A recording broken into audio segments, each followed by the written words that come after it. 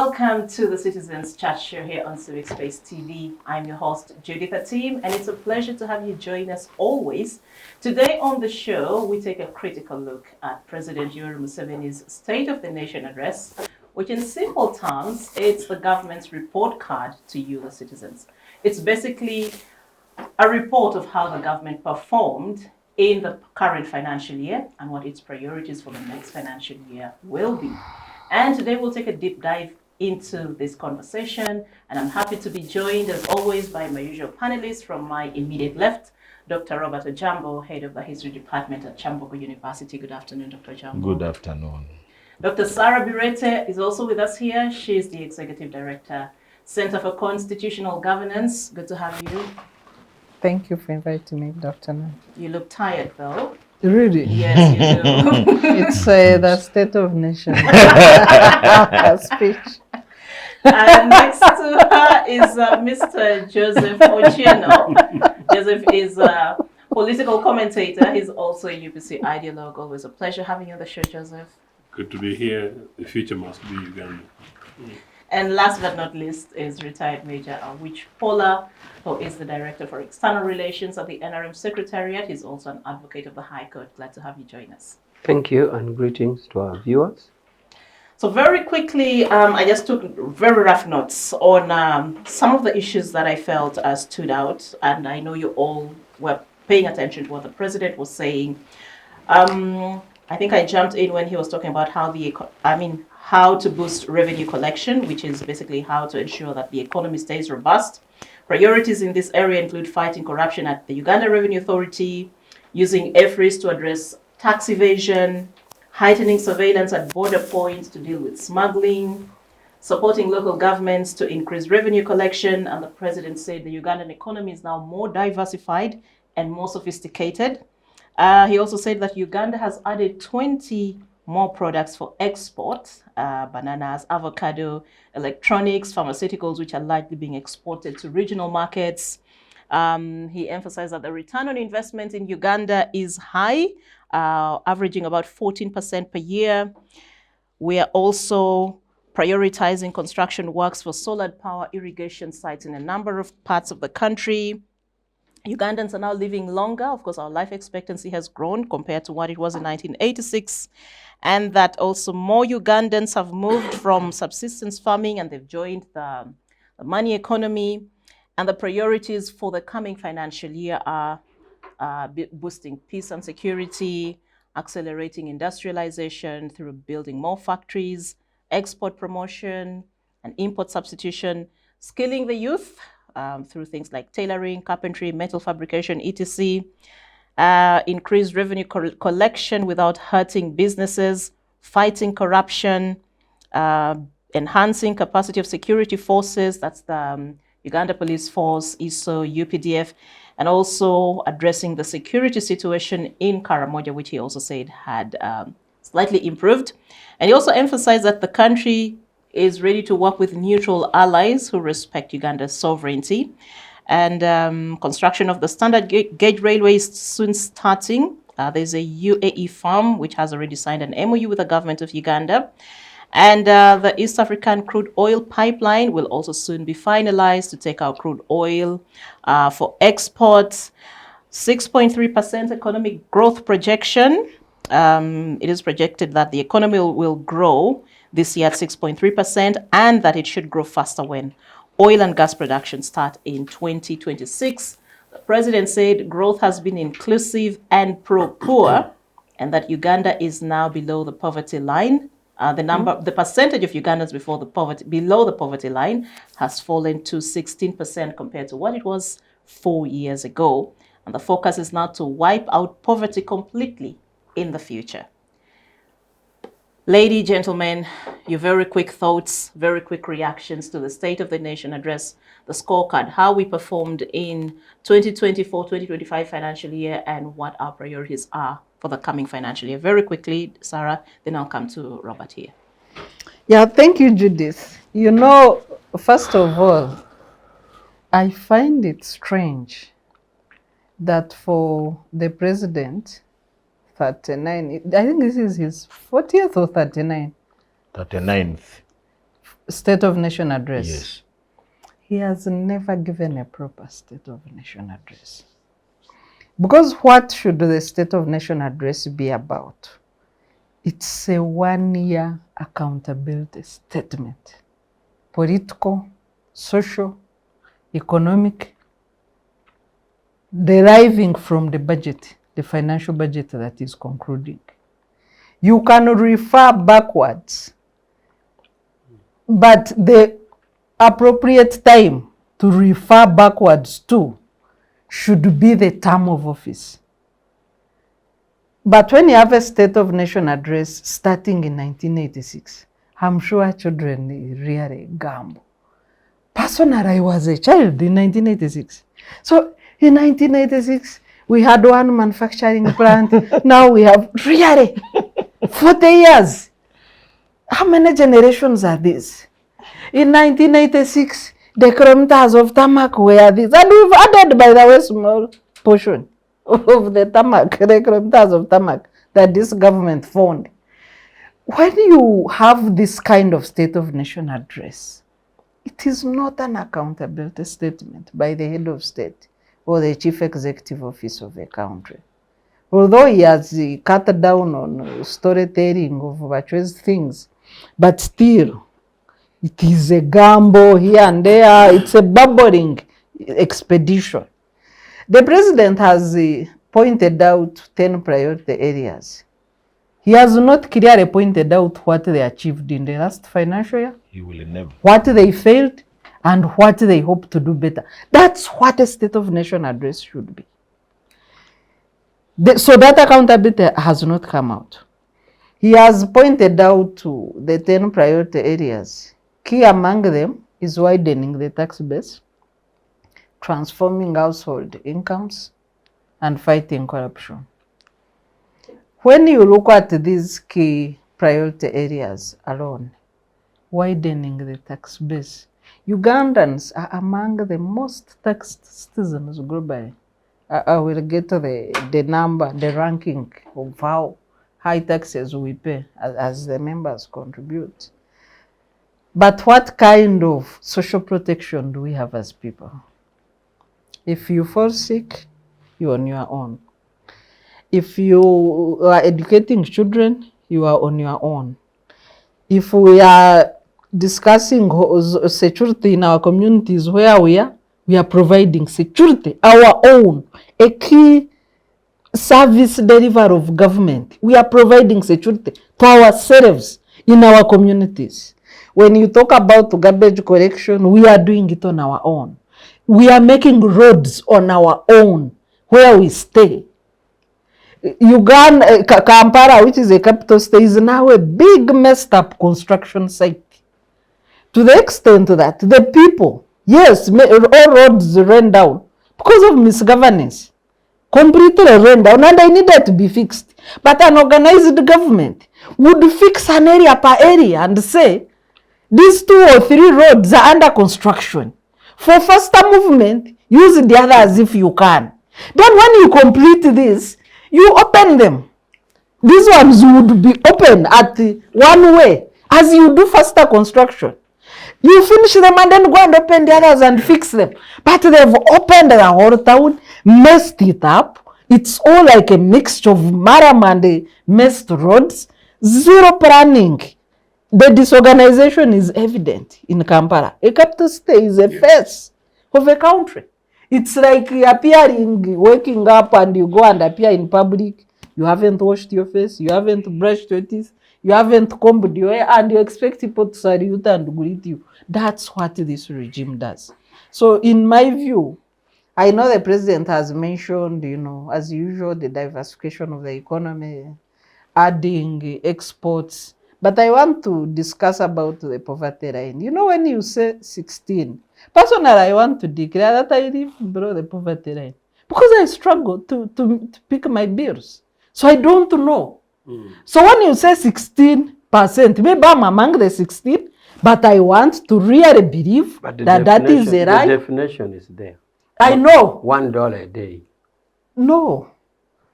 There's a World Bank definition. I am giving my own definition. When you say $1 a day, that people who 3,600. 3,600. And That is a liter of fuel. And it's qualitative. Is it enough even for a liter of fuel? Cannot buy a liter of Can't even fuel. buy a Liter liter of of fuel is fuel. cost is 40. So what I'm saying is that at my level to buy fuel, keep my household running, everything, I am below the poverty line because I can't meet my costs. So when you say Uganda is developing, if you have a struggling middle class, because I believe that I am ranked among the middle class, but I can't pick my bills. Allegedly. Allegedly. So I am below the poverty line. So what are you wanting? By the way, What kind to of give you economy? the right thing, that $1 buys a liter of milk. Oh, no. 1 liter of milk. In the urban center. In the urban My center. mother's milk, they buy it over for 600. So really the farmers, there is no improvement. So this economic improvement we are talking about. And last, as I conclude, PDM, because now the biggest celebration was about PDM, they just concluded tours by the president. We saw the farms the president visited. PDM is a maximum of 1 million per farmer. The president was visiting farms where investment is 100 million plus and celebrating them as PDM success. Why do I say so? We do have a farm in the village. To have a farm, first of all, to have that big chunk of land, properly paddocked, good grass for cows, water, and have nice looking cows, you need to spend about 6 million per month on that farm, including the workers. So when you visit and celebrate, even if you came to my father's house and say PDM, my mother was told she doesn't qualify. I don't even know the farms. The farms the president is inspecting, they don't qualify. I have evidence of that. PDM officials came to my home and said my mother doesn't qualify. What was the reason? But she's so rich. She's rich. above the threshold. So the farms the president is visiting are above the threshold of PDM, and it's a lie. Thank you, Robert. Yes, Judith, some time ago, when I was still young, I used to teach government and politics in Africa at the university. And I was also teaching local government administration in Uganda. And I had to request really the then head of department to remove me from those papers. Which papers? Those Politics, government and government. politics in Africa and local government administration in Uganda. Because what we were teaching was contrary to what is being practiced in Uganda. And in government and politics in Uganda, I mean in Africa, you would talk about governments, and therefore you would have to talk about things like a State of Nation address. These are borrowed things from Europe. It's like a person with bad legs borrowing a shoe, and you find them in Kampala walking with it. You see how they struggle to walk, especially if it is high heel. So Yoweri Museveni is like that villager from the village putting on a high heel shoe in Kampala, trying to walk in his shoes, but he would have done better if he was walking bare feet. And therefore, the poor man knows that he has to go and address parliament every year. It's mandatory.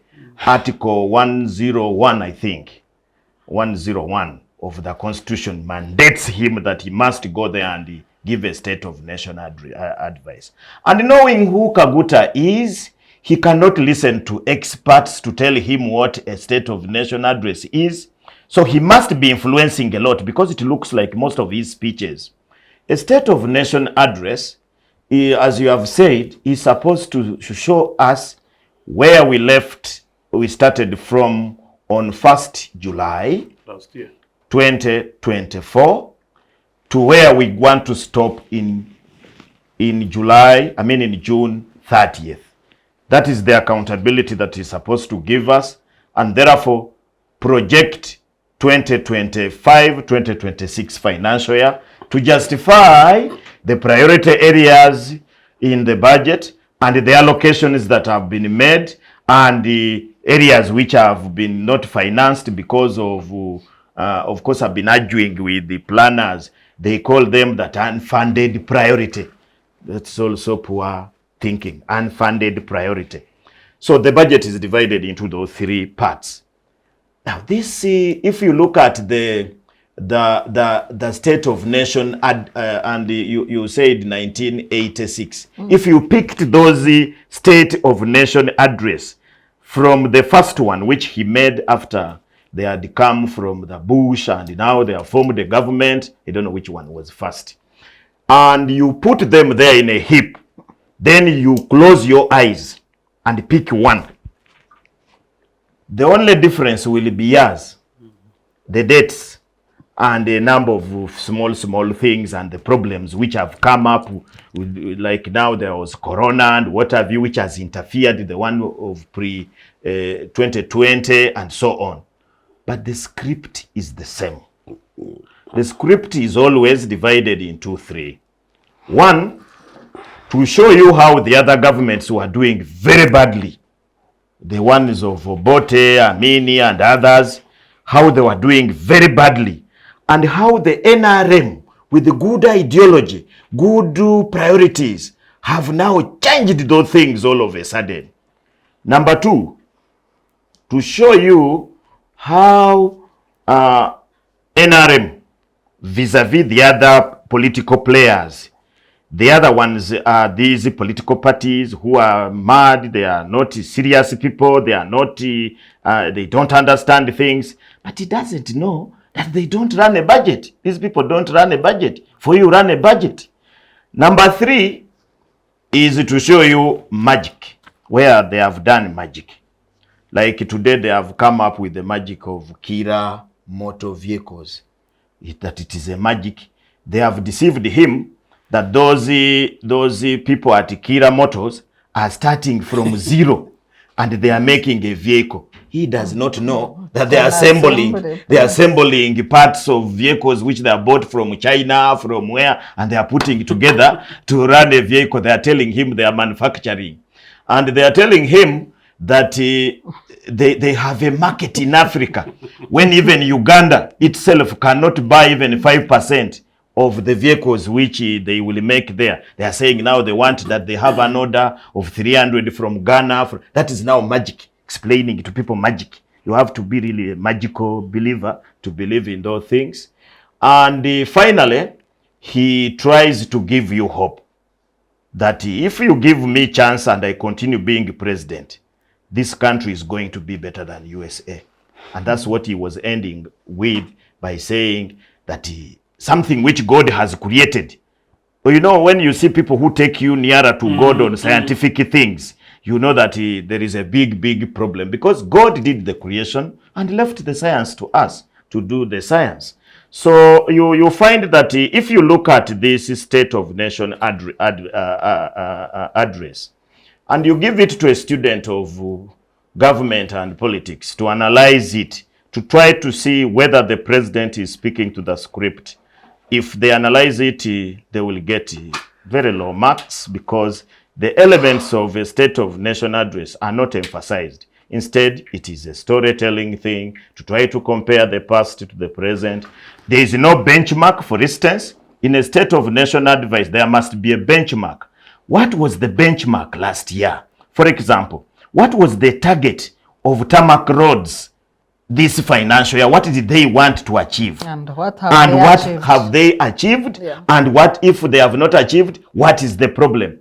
They are telling you roads which were constructed 7 years ago. They say this road has been constructed. Like he mentioned this one from Anthony, that famous road which had yes, yes, they passing Ukwe and up to Jinja. But now that road has been there. Why do you tell us? You mean we don't know? You are talking about this Matuga, this one which starts from Charwajara, Matuga to the other place. This thing has been there forever. More than 5 years, it has been really an inconvenience to that place. It has failed to end. You are talking about Busia Tororo. Busia Tororo has been on construction forever. And it is just 26 kilometers. 26 kilometers. So, in other words, you don't have a benchmark. Number two, we would want to know For example, and Sarah, thank you for bringing that thing. That's the one I've been requesting my students to discuss. PDM. Like today, President again was talking It's a about, lie. was again talking about miraculous thing. Yes. That somebody is given 6 million and he establishes something that a farm that produces profit of 16 million. It's a lie. That is also miraculous things. These things of potea pata. It can't be possible. There is no business in Uganda that can produce that percentage. That you invest 1 million and get 16 million. No. That is thuggery. It is theft, maybe. So I find the State of Nation address a nice thing for MPs. And Sarah, as I end, you see, for you people, you concentrated on the president. You need to concentrate to start from the speaker, because the speaker is the host. They're addressing MPs. The speaker today was very interesting. I mean, yesterday was very, very interesting. The speaker decided to narrate, to do selective history, because she's supposed also to account how did the parliament perform in the last 360 something days. They are not yet 65. She talked about people who have moved from one party to another, Success. and only reported 2. She reported people who have moved from FDC. FDC really is the one which has suffered, to NRM, especially in northern Uganda. But is that a success? Especially in northern Uganda. Majority of those MPs in northern Uganda are going to NRM. Then those who have moved from NUP to DA, especially in Uganda, because it would make a point. I saw her really very, very strategic. As her success. And she's giving a record of parliament. She's giving a record of parliament. But you know very well that very many people have moved from other parties also to NUP. They didn't mention even one. And this is a record of parliament. People who have written to her. People who have written to her, because you have to write to the speaker 6 months to the next election to report that I want to change. In fact, it's 1 year from this party to another. And when she was ending, of course, she celebrated that that fulfills the constitution, and they are happy that people can now move from wherever they have been to another, wherever they want to go. And I find that very funny. But the other thing I saw, the speaker invited most of her colleagues from different parts of Africa. There was a speaker of Kenya, Hamson Kingi, for the Senate. There was from Democratic Republic of Congo. There was from Ghana, who is the chairperson of speakers. And I think when these people end the day, they are going to be surprised. They are going to wonder why they were even invited to come here to listen to those things. I don't know how they feel, but I have seen, for example, the Parliament of Kenya is a little bit organized. The one of Congo, I have no, even South Sudan was there. And for it is interim legislature of South Sudan. So this gives Africa a very difficult. Very soon I'm going to discuss the role of parliament in the development of Africa politically. It creates a very big thing because, as I end, the State of Nation address, and this is legal, and the legal people need to think about it. The State of Nation address is like these stories. You know, I grew up with my grandmother, who even made me to like history, used to tell me these stories, traditional stories. And she would give me that you are not supposed to ask questions. Because she would tell me funny things, that they were organizing a ladder to heaven. Then I would want to ask, how could people make a ladder to heaven? She said, you are not supposed to ask. Because if you ask, you will not grow. She would talk about funny things. That is the State of Nation address, where people tell you things which you should ask immediately. But you are being told that you are not supposed to discuss it. And it's legal. by law. In fact, the speaker revoked that. It will be discussed in He Parliament. said today you are Next not, you week. just listen, Yeah. you just listen. So people go there to listen. And the two, I want to imagine they need to change the time of this State of Nation address. But they are putting it on a working day. Majority of the people who would have listened to this State of Nation address are in office at that time. So they need to change the time so that people follow. But if they want it to be a ritual to fulfill the constitutional requirement, they can continue. And that's what I think it is. For those who take things serious, you compare what has been said today with what will be said on 12th when they are reading the budget, and you see whether they rhyme. Thank you, Joseph. Again, your reactions to the issues that were raised during the State of the I'm Nation glad you address. didn't ask me first, because I have now gained my breath. I came into the studios struggling because 20 minutes of my very precious time was lost, as Sarah said, on a very crude road down the road, and quite disorganized way by which this regime does things. And I knew that we would like to be able to keep time because people will be watching us, and I love this panel, and particularly the fact that we're going to be discussing Mr. Museveni's ritualistic speech.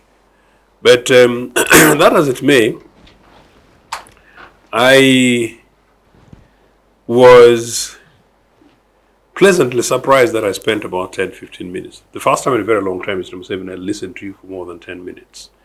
I did, but in part, I don't know why, but I did. Look, yes, starting in 1986, this is what we did.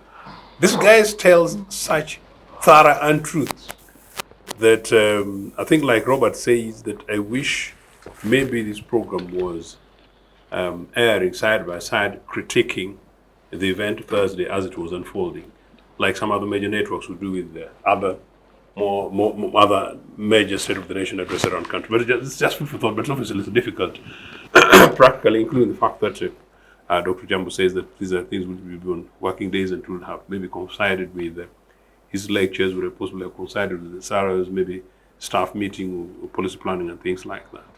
But yes, 1986.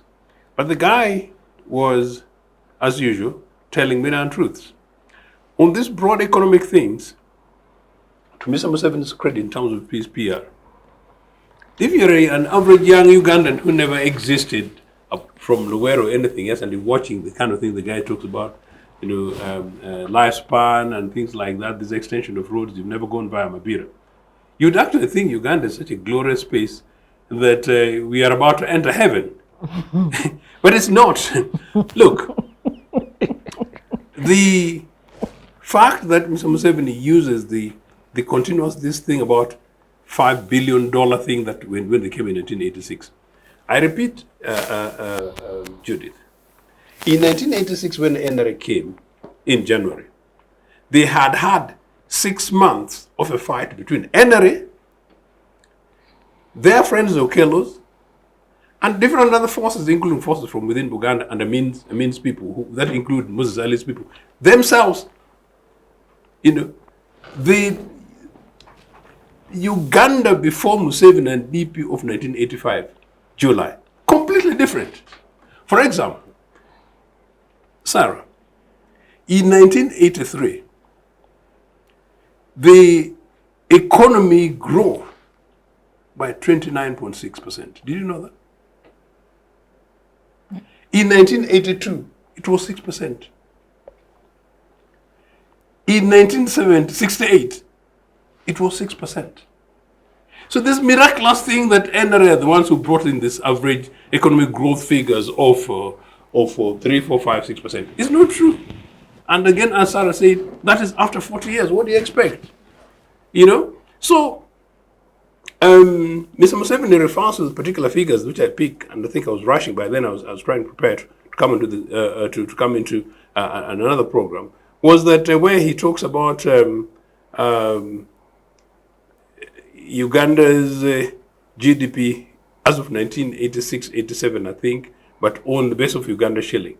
The guy does not know that, forgets that we had a currency conversion. I always keep referring to that. Today's Ugandan currency shilling thing, you need to be able to take into account the currency conversion that took place. So you can go on and on and on. But I think I'll confine this very, very, very quickly to one, that I really don't know why the State of the Nation address was put in the Constitution. For me, budget speeches are really sufficient representation of the state of the economy. Because while you're giving budget proposals for the next financial year, you also talk about the performance of the economy in the previous financial year, and you're able to talk about everything else. But granted, we've got a State of the Nation address, and it's not bad. But the State of the Nation address that Mr. Museveni refers to on Thursday, not a single bit refers to Nagongera. And I'm sort of the oldest in this panel. As I said, and I was in Nagongera last week. If it is in Nagongera that you're talking about health services and people still die at age 6, State of the Nation, 40 years after you've been to power. If it is in Nagongera where I cannot see a single new government school and it's 40 years, and if it's in Nagongera where I do not see a single tarmac road and it's 40 years, and if it's in Nagongera where I don't see any new train, but you found trains and buses, what exactly it is? But then the last 12 months, of course, my colleagues have talked some of the other things. I want to basically confine them to a few specifics. Within the last 1 week, we lost Babu's son, Cedric. And I refer to Babu's son because Babu has been a panelist here and a colleague of us in the media, and an elder statesman company. He lost a son as a result of heart failure. But not only that, people have gone into social media, people are taunting the family about fundraising. Yesterday, I think 4 hours after the State of the Nation address, I was seeing it in my place. There is fundraising for a particular old man, the so-called old revered man in a beam. And they're doing fundraising because allegedly the guy broke his leg. We are now on. And I'm saying, so what are these figures and what are these indexes for? Now, when you talk about things to do with the economic growth, and you talk about things that have gone into the economy, naturally, technology is is a new thing. It's not brought in by NRA. Technology, aspects of technology, telecommunications, many of these things are new and they're global. They're not special to Uganda. So no, these guys have insufficient people to challenge them on facts and figures.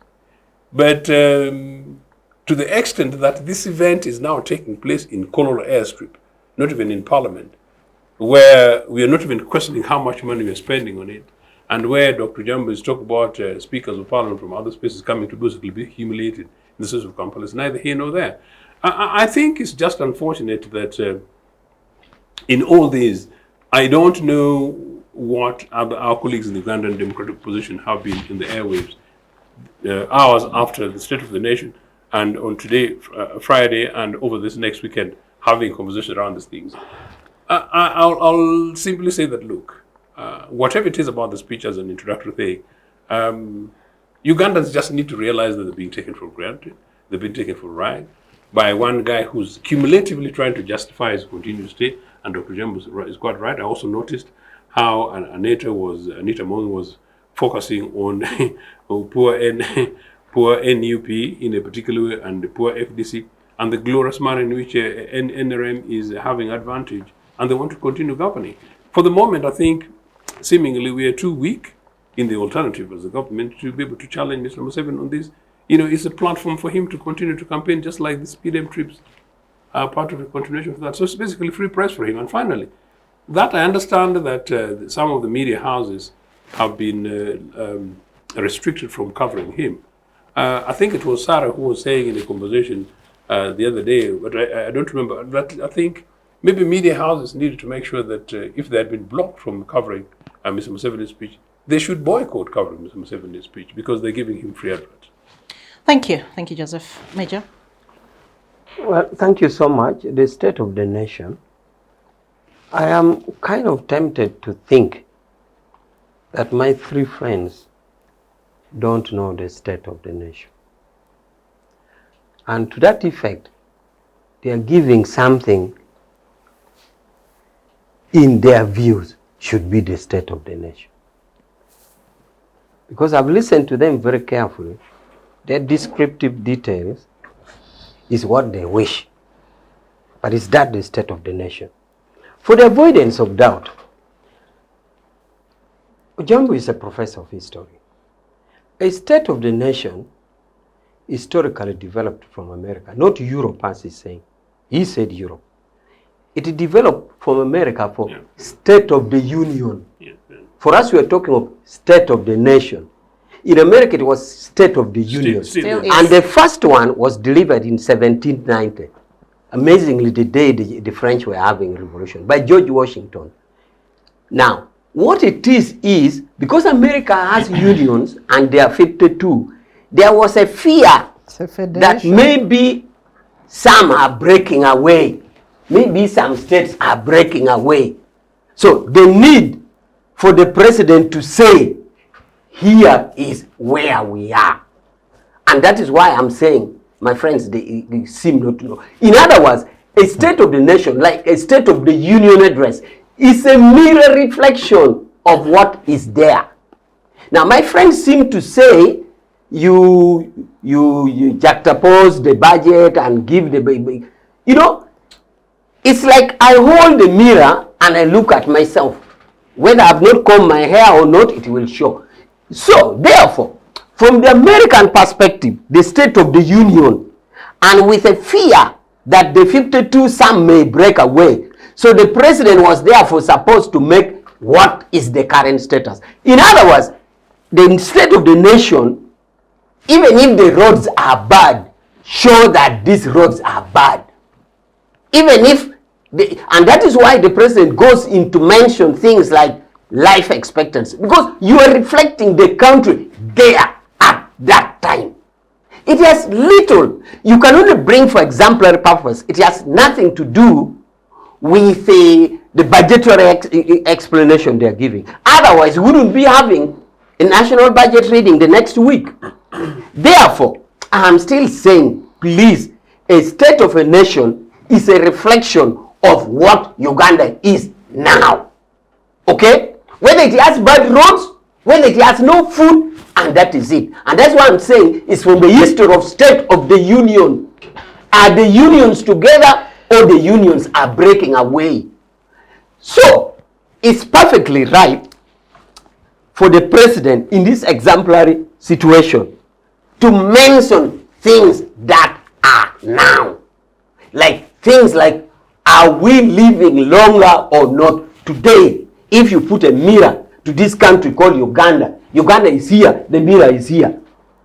So, I do not see any fear that because we are reading a state of the nation, then things are bad. That is the reflection of a country. Bad or good, that is the state of a nation. That is what you pick a mirror, put Uganda here and reflect it. So the president is supposed to tell us what is it now. Bad or good, that is what it is. Yeah. So, I really wanted to bring this clear to say that in the state of nation, there is no cause for alarm. We are simply reflecting what is there and mentioning as they are, bad or not. Well, just very quickly, I think the concern from what I read, what I pick from everyone's submission is that 39 or 40 years down the road, should we still be having this kind of performance? Shouldn't we be doing something better? The definition he has given is wrong. I'll give you the opportunity to rebut, but carry on. You are saying, why should... What I'm saying is, whatever has happened many years ago, as Uganda is today, the state of the nation would be such a reflection. If the reflection captures, if Uganda is here and a road in Kotidu had stopped there, this mirror should pick it.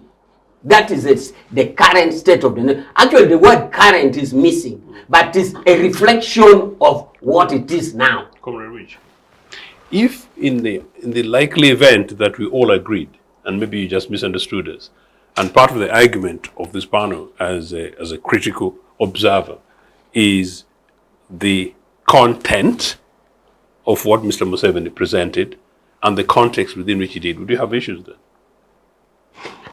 I would have issues with it because for you, you are importing what you think should be the content. Actually, you are actually disagreeing with the content. That's what critical you are evaluation saying is. it should be missing this. And what you are saying is missing is actually not what it is now. You are saying what it should be. How do you expect a mirror to capture what is not there? In other words, you are talking of inadequacies. That there's inadequacy in health, there's inadequacy in this, there's inadequacy in this. Now, you want that to be reflected in the mirror. Yes. And yet it is reflecting what is missing. So that's why I'm saying you are importing things which are not there in the state, which shouldn't be there in the state of the nation. But Major, before I come back this side, I know you guys want to respond, yeah. But just out of curiosity, when I was also looking through the NRM 10-point program that you came with in 1986, and when you actually look at the others, all the other items below item 1, which is democracy, seem to continuously be reflected in conversations, whether it's State of the Nation or any other address that the president gives Uganda, whether it's infrastructure and so on. But democracy seems to be missing. And yet I want to assume that it was top on the list, not by coincidence or anything, but it was a priority for the government at that time, for the NRM at that time. But we do not see, when you hold a mirror, like you're saying, we don't see this reflected.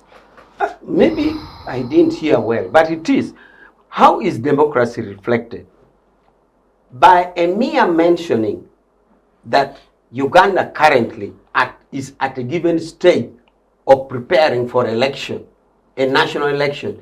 That is the reflection. That is what the mirror is speaking. And that is the democracy. Because democracy, you are not only talking of democracy as the Greek definition of government for the people, by the people, and blah, blah. It is what is it now in practicing happening?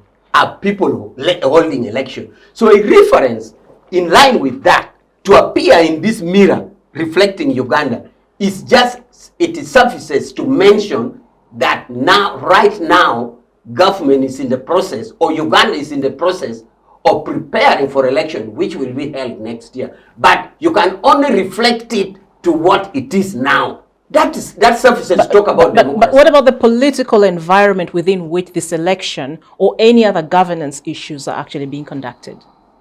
The mirror can pick it. The mirror can pick it, for example, what are the ingredients of that? The ingredients of that is government ready to fund this election? Are the legal system in place if they wanted it for election to take place? Are the legal infrastructure? Is the funding there? Are the commissioners there? Are the election commission is success? So those are the infrastructural areas that you can reflect. The mirror will pick in areas of democracy. Because you're not going to talk of democracy and election if you have not even funded it. Doesn't that mirror pick issues of excesses, human rights violations and abuse and things like that, which have actually happened in the last 1 year or so? Is the mirror blind to certain realities and only picks certain issues? No. The mirror is not blind, only that you may not go to all the details. You may not go to all the details. But if you listen to it clearly, and you remember you have a time in which, and it is the same panel which would again claim, which would complain that the address was too long. So you can't basically talk everything. It's okay. Thank you. Let me continue, Robert. Judith, you see, we don't have enough time to create a lot of arguments here on how the State of Nation started. The United States of America might have put it at a very sophisticated level. But a semblance of a State of Nation started in the Greek societies, where they would have something they called ecclesia. And in this ecclesia, the leader of a certain Greek state would come to brief the people on what they have managed to do in a particular period of time, and they would then from there determine who is going to be their next leader and to do what.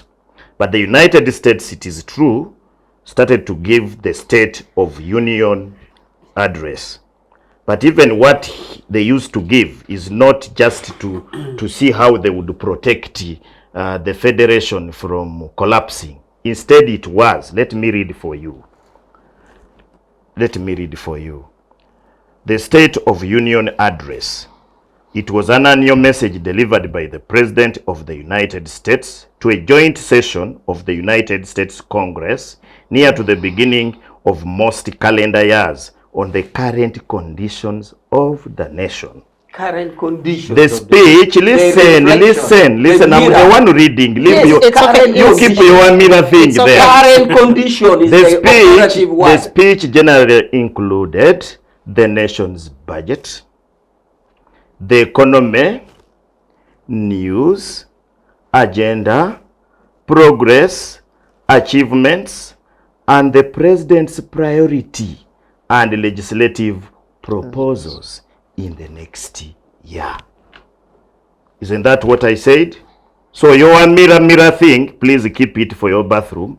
We are talking about a speech which includes a budget, because without a budget, you cannot implement priorities. And in the United States, because United States runs on legislative priorities, every year you must tell the people what are the legislative priorities, and those legislative priorities require a budget. And if we gave you money last time, you must report. So it is not just a mirror that you are seeing and you're seeing how things are moving. It is on specific issues. In fact, if a president went there and did not account for the money that he was given in the last financial year, it would create even an impeachment. Thank you. Sarah, let me come to you. And I'll still bring back the issue that I raised with Major about democracy not being sufficiently captured or addressed in the State of the Nation address, and not just this year, but even in past addresses that we've seen. Because I know as a CSO actor, I don't know if this is something that concerns you. Maybe Judith, Yes. just to request Sarah in good faith, so that I say something small, because I may leave the show earlier because of other demands. But related to what she's saying, not saying that I'm preempting, you know, a president is supposed to be the chief servant of the people. The chief is supposed to be a person whom we have put up there to lead us, and then we give him money, because we are the ones who give the president money in form of taxes and all the other things to run the country. So the State of Nation address should answer people's expectations in the next time coming and what you have fulfilled last year. What are the problems that are affecting people in Uganda today? The biggest problem that are affecting every Ugandan, from Chisoro to Palabek, from Kasese to Busia, and all the villages of Uganda, many of our parents are struggling to take their children to school. Poverty. In fact, if there is anything that is taking our salary in this country, anybody who is salaried, is school fees. School fees is very, very expensive, to an extent that people have to borrow in addition to what they get. Yesterday I was calculating what I pay and what I earn, and I said, there must be a miracle here.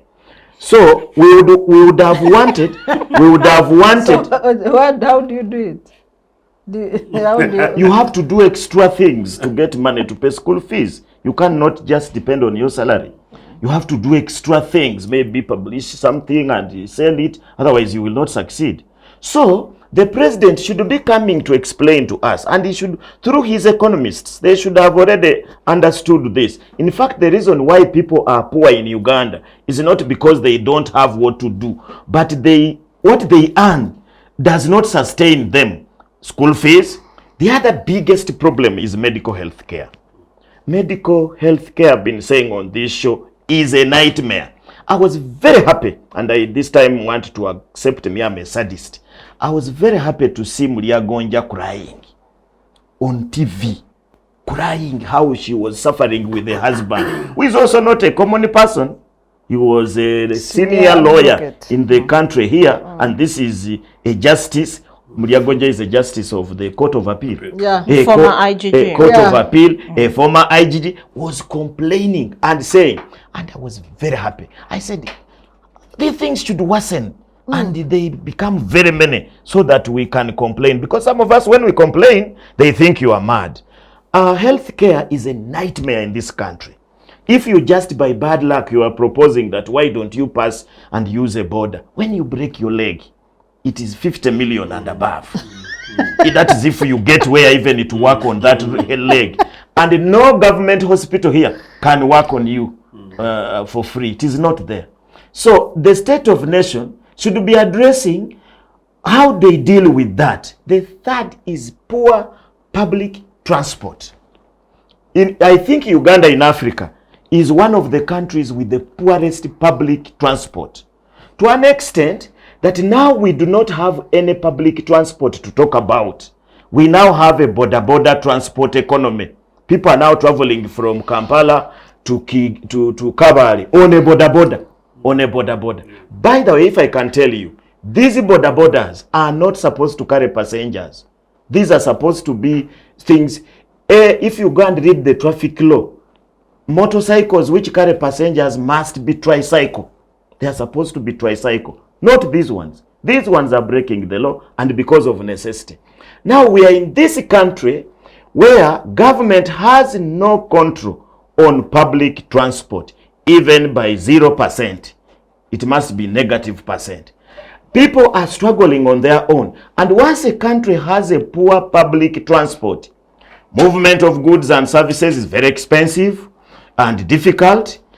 People get into a lot of other things that they would have not gone through. People, by the way, if you didn't know, the statistics show that border killings in Kampala is now struggling with malaria. They are almost catching up. In a country like that, we need a person to come and tell us that in the next 1 year to come, we shall deal with this problem and create public transport. Not stories. These stories of the mirror, you can keep your mirror for your bathroom. Sorry. Repeat the question. Yeah, I was saying the concern about democracy not being, aspects of democracy or good governance and human rights issues not being thoroughly addressed or captured in the State of the Nation address, not this year, but repeatedly over the years. Yeah, actually, when you look at the detailed speech, of course, democracy, even the elections, which are a few months away, were not covered. The president mentioned elections off the script, but also just reminding of Uganda that they shouldn't vote anyhow. But, that takes us to Afanda, which is, selective definition of the State of Nation address. First of all, it is an annual statement, an annual accountability statement. You cannot run out from that. You can describe it using other words, and it must state achievements, challenges, and future plans. So when you come and your baseline is 1986, I keep reminding viewers on this show that I was in primary 4 in 1986. About 10 years or 11 years old. So we are age mates, eh? Yeah. I was also in P3.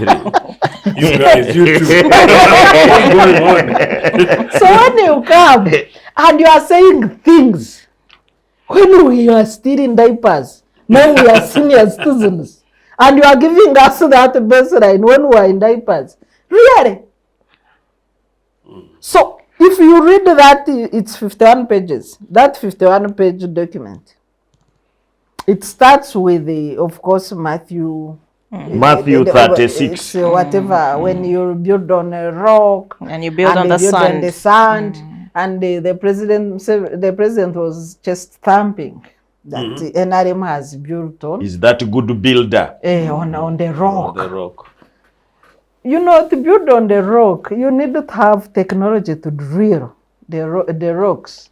Otherwise, your house can also be wiped away by wind. So did the NRM drill properly in that rock that President Museveni is talking about? What are the key governance challenges? Torture, led by the army, communicated by the CDF on his ex-handle. I have this one in the basement, he's posting the head, I have done what? The president is conspicuously quiet about the abuse, impunity, excesses of his own child. Abductions or forced or enforced disappearances, if you use UN technology, since we have the UN human rights expert, enforced disappearances that have been continuous since 2020. The president has never addressed them. So what is the state of the nation? If I go to which is descriptive or definition, what is the mirror of the country? The first crisis is poverty and lack of social services to the people amidst high taxes. It's the first crisis. If you are employed in formal, employment setup, 40% of your revenue is taken out by government. True. You remain with 60%. What does government give you in exchange of your 40%? Hard-earned money. It should give you security. It should give you roads. It should give you medical care. Education. Those are the basics. And infrastructure. The public goods. What does the regime offer? The government of Awich, what does it offer us? Potholes. Potholes. In some areas it's pit holes. Where you have tried to cover the pit holes, it is now dust, mud, like people stay in Nigeria. So, We're talking about Ochieno. It's so crazy. Instead of sympathizing with your But it's what they've delivered to you. Look at security. Security, and among the priorities, the president is mentioning protection. The 10 priorities is pointed out. Protection of citizens with their properties. When he's presiding over abduction of opposition supporters. Abductions. Deliberate state abductions of opposition supporters. It's what he's presiding over. That's the mirror. Eddie Mutwe, you have violated court orders to take him for proper health care. He's asking for his hands to be chopped off. Who violated him? Who tortured him? The president's son, who is the CDF. That's what you are presiding over. That's the mirror.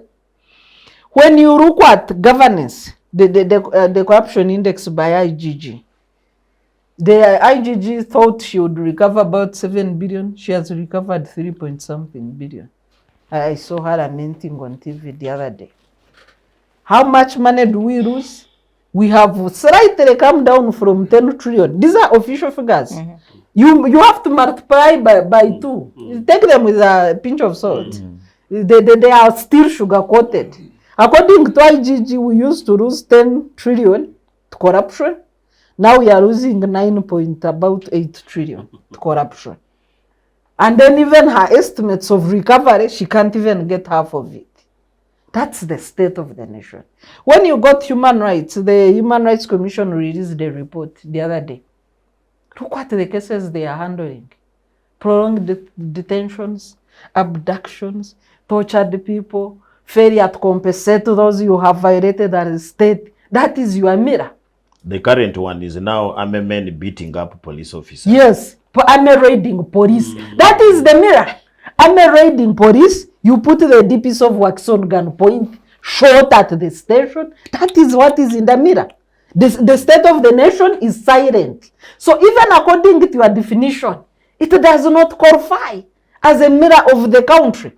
If you got PDM, the president was sending, the government sends 100 million per parish. In the same year that we are putting a mirror before, he decided to give 100 million to the MPs. Each MP has swallowed the PDM a village PDM budget. That is the mirror. Corruption by head of state. Instead, you are saying you want to empower the people, you are bribing their leaders. That is the mirror. Is the report giving us this mirror? No. So is it the mirror, according to your own definition? Just to mention a few things.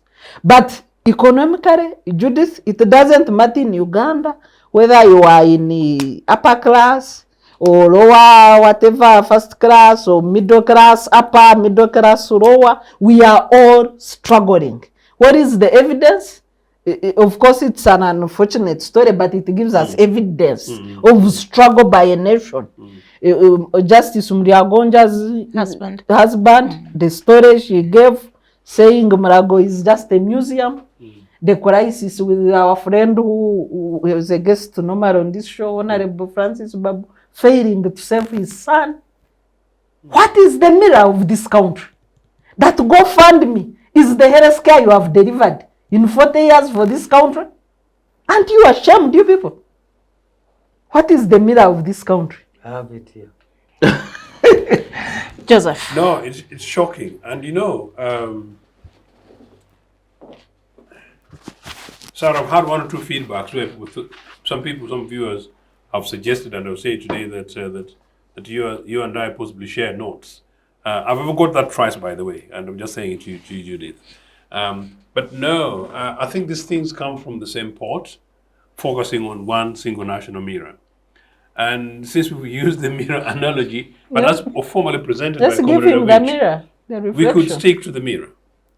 You know, when Mr. Museveni, and the other day, when Mr. Museveni was talking about security, there was something nuanced that I thought I must refer, lest I forget. He said that in their defenses, NRA, they're patriotic guys. It appears that Mr. Museveni was taking a swipe at our foreign friends and endorsing his science. You guys watch that again. I actually found it quite surprising, the manner in which he said it, and it felt to me like a song. As part of a State of the Nation address, where your son is almost drawing us not only to war within the region, but to war globally. And by the way, the State of the Nation address, while it is also very, very heavily political, I've been influenced predominantly by the Queen's speech in Britain those days and then the King's speech today, where the Queen comes, of course, part of these formality things, and you realize that they're making a political statement. Important point from Sarah, you know. At that stage, you are really the parent of the nation, including an ability to say that, look, we recognize that we've not done this much, and we recognize that we may have been found wanting on A, B, C, D, but we shall strive to do this and do more. It would be very interesting if Mr. Museveni had included his sulk-driven apology that now we understand from some other sources may not have been an apology after all. Did you notice that, Judith, that some of the notes on the social media are seemingly suggesting that Mr. Museveni's apology is not an apology after all? And we're talking about the state of our nation in the last 12 months. Apology too. So Joseph, just very quickly, I'm told it's time, but before that, I think I just wanted to read, it's under the political and economic resilience, that's the subheading, what you're referring to, where the president in the State of the Nation address says, it is paramount to jealously guard Uganda's political and economic stability. All attempts to destabilize Uganda by internal and external actors have been thwarted and defeated. We welcome mutual and non-parasitic collaboration with everyone. Uganda's priorities and interests are very clear. So the foreign influence, imperialist element is also still clearly captured. And starting from that statement, parasitic, the tone was very precise. And as I said, I was actually glad that this bit of, that I watched a little bit of that. But then since we're concluding this bit, I also noticed that from this statement, Mr. Museveni will tell you the mirror of this nation. I thought it was actually a cheek one when he thought he was joking about Lamour. You know, we said, you guys, you know where Lamour is? I thought really for a president, that was actually quite insensitive. That Lamour in the border of Kenya, Museveni, you should, I mean the border with Sudan. So what was the point? That he was addressing a Ugandan audience of a particular category who speak Runyankole only. You know what I'm trying to say, Sarah? Did he say it in Oh, yeah, no, of course not. But you get my point. You know, you know where Lamour is. They need to take everybody to the basement. It's maybe perhaps because I'm told there are people like Baba's mama who did not know a particular part of the north until he stood as a presidential candidate. But quite clearly, I know Katuna. Had he asked that, do you know where Katuna is? Of course, we all know that Katuna is on the Rwandan border. You know? But look, so people from extreme north may not necessarily know Katuna if they're from a national perspective. So what was the point? That Lamour is a peripheral part. Mr. Museveni, I took exception to that, by the way. So for a national state of the, and for a head of state, that was cheek. So it's about the national mirror. No, by the Comrade Awich, it's our jobs as Ugandans to critique whatever is being presented by whoever speaks on our behalf. And for a panel like this, the political panel, we're bringing our expertise, skills, and includes our opinion. And in many cases, we hope we are making a net contribution so that maybe Mr. Museveni or some of the people who get paid and sometimes steal quite a huge amount of money, our money at the expense, maybe review that next time they do better. Thank you. So, Major, we're going to take a break, but when we return, we'll start with you so we give you ample time to respond to what your colleagues have actually submitted. This is the Citizens Chat Show. Do stay with us. We'll be back shortly. Digital rights are those human rights and legal rights that allow individuals to access, use, create and publish digital media or to access and use computers, other electronic devices and telecommunication networks. Digital rights include a right to freedom of expression, information and communication through technology, a right to privacy and data protection, a right to credit for personal works, a right to universal and equal digital access, a right to identity, a right to anonymity, a right to be forgotten, and a right for protection of minors, among others. The state's digital rights are frequently violated through various unfair actions, for example, blockage of websites and social networks, theft of credentials, unauthorized use of people's data for personal gain, privacy intrusion, online censorship, arrests and intimidation of online users, internet blockages, and the proliferation of laws and regulations that undermine the potential of technology to drive social, economic, and political development worldwide. It is hence every citizen's responsibility to respect rights of other digital users and to speak out or report to the responsible parties when one's rights are violated. Welcome back from the break, and thank you for keeping it with us here on the Citizens Chat Show. My name is Judith Atim once again, and welcome back to this second segment of the show. We, of course, continue with our critical analysis into the President's State of the Nation address delivered to Ugandans on Thursday. We're dissecting this to make sense of what this address exactly is and what our priorities are for the country and whether they're practical enough or realistic enough. But before that, I would like to give Major Awich the opportunity to respond to a number of the critical issues that were raised by your colleagues. But also, just to let you know, you might be wondering if you've just joined us now, why we had Dr. Ojiambo earlier, and he's not here with us now. Well, he stepped out for rather urgent matters, and I will have him another time. Major, over to you now. Thank you. My other overarching comment is what Dr. Ojiambo had said. In what he read from the phone, the operative word is current conditions, and it doesn't deviate from my knowledge of a camera. That the state of a nation is not a camera, a mirror. The state of a nation is a mirror reflection of the country at that time. I'm glad that Dr. Sarah and my Congress brother picked it up and said, yes, indeed it is a mirror. And if it is a mirror, this is what it is reflecting. And they are right, because a mirror, as I said earlier, when you have not combed your hair, it will show. So some of the challenges that they have mentioned could be true. Especially when you talk about health, we have had a challenging health facilities. despite the many achievements that the government has made, because in our manifesto, we properly promise the coverage per geographical areas. And as far as we are concerned, that coverage, L Center 3 or 4, we have made it. I don't have the data now, but we have made it. But still the challenges remain. So if the mirror is showing the challenges that you are mentioning, that is it. That is the state of the nation. So it doesn't deviate it from a state of nation when you capture a challenge. And I didn't listen to the full speech, but a preamble approach with the president could have actually started listing those challenges so that it is not listed by our opponents. Because if you don't list it and the opponents list it, then it looks like we were not alive to it. However, I will want to mention a few things that the mirror is capturing. Life expectancy, that has already been said. We were living 30, 40 years, now it is 64. That is what the mirror is picking now.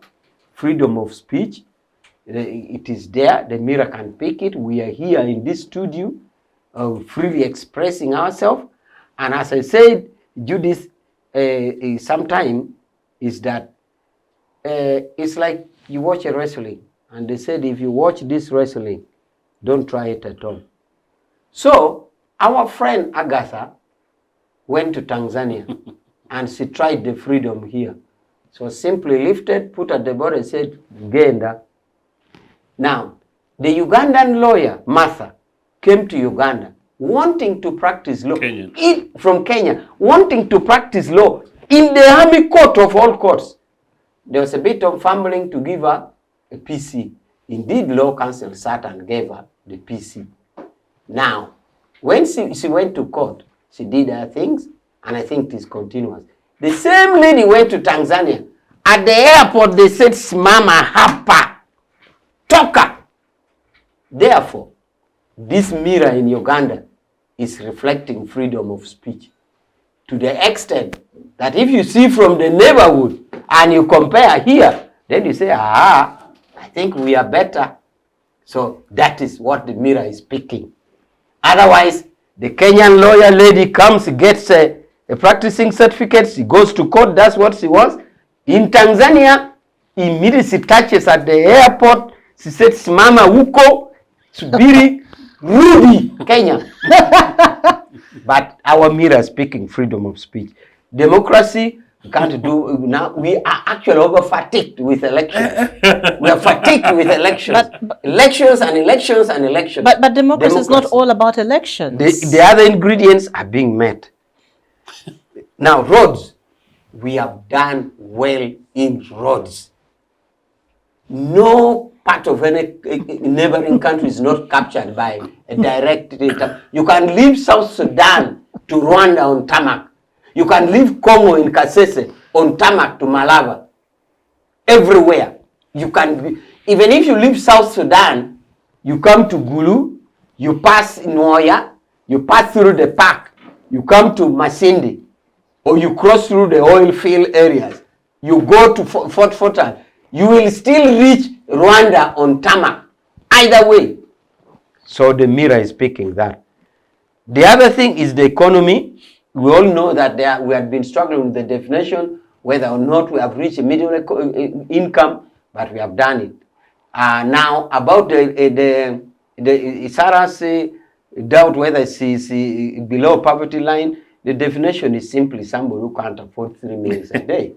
And There's no difference. 3 meals a day. So that's a World Bank definition. Somebody who can't afford 3 meals a day.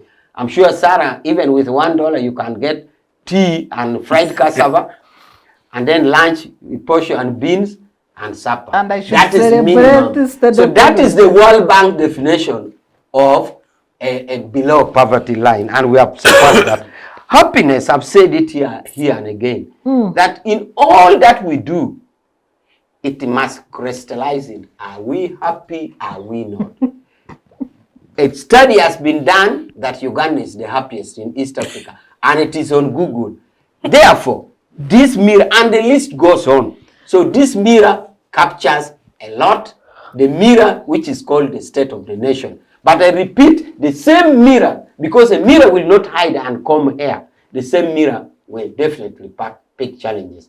And in the event that the presenter, like the president, felt that it would be very many pages and you omitted it, we know that the mirror should pick it and the challenges are there. That is the state of the nation.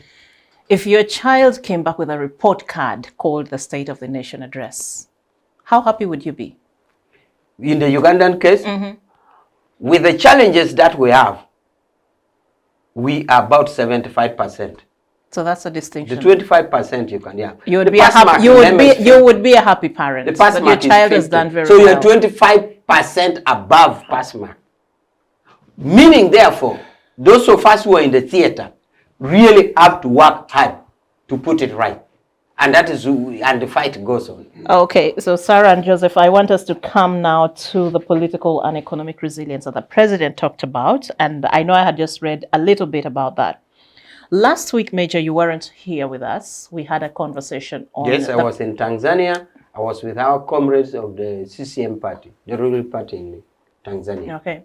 We were discussing You the can president's... see the type of friends. Teaching them bad manners.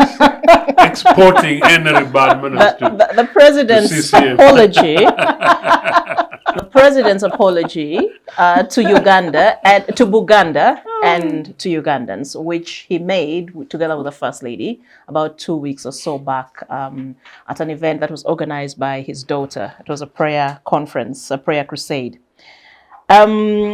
We also talked about, of course, our diplomatic challenges, the diplomatic fast that we continuously find ourselves in, courtesy of the CDF, who is the first son. And looking at the president's State of the Nation address under political and economic resilience, where he says, it is paramount to jealously guard Uganda's political and economic stability. All attempts to destabilize Uganda by internal and external actors have been thwarted and defeated. We welcome mutual and non-parasitic collaboration with everyone. And we know whenever the president is always, when he's talking especially about critical Western allies, who are critical of the excesses of the government, he will always use such derogatory language, parasitic, imperialists, foreign actors, or, even with our activists, there's always the narrative that they're being funded by imperialists, by the West, and so on. So he says Uganda's priorities and interests are very clear, and therefore our allies must respect and uphold them in all their dealings with us. The patriotic leadership in charge of the country's affairs cannot deviate from its historical mission to defend and transform Uganda and Africa on account of threats by some of our allies who misunderstand our goals and methods of work. Now, we know what has been happening, the comments, the unpleasant or unsavory comments that the CDF made against the German ambassador, including the accusations, the allegations that he was involved in subversive activities and so on. And when you read this statement by the president, I think I should start with you, Sarah. When you read this statement by the president, what is your interpretation of what he is trying to say? Is he politely reinforcing what his son, the CDF, says about other foreign actors? You see, and I want to start from the background of age limit. I don't undermine or underlook old people. Personally, I want to live to a minimum of 90. So it's not that I despise. So this is a disclaimer. I don't despise age or old people in any way. The framers of the Constitution had envisaged the situation we are grappling with as a country and instituted age limit in the Constitution among the qualifications for the president. On the same qualifications for the president, in Article 101 and the grounds for removal of office for a president, in Article 107, there is an indirect issue of age, or you can call it mental capacity. When people grow old, I lived with my grandmother who lived up to 120 years.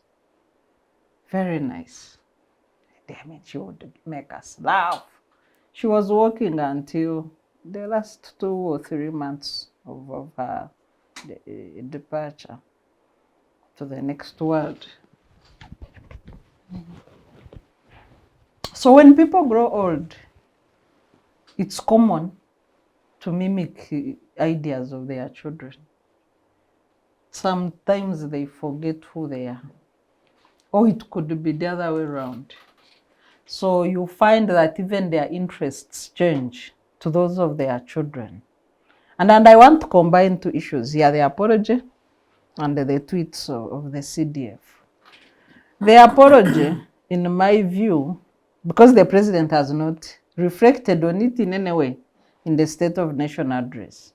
In my view, the president and his wife were mimicking the passion of their daughter, who was the convener of that gathering in Kororo.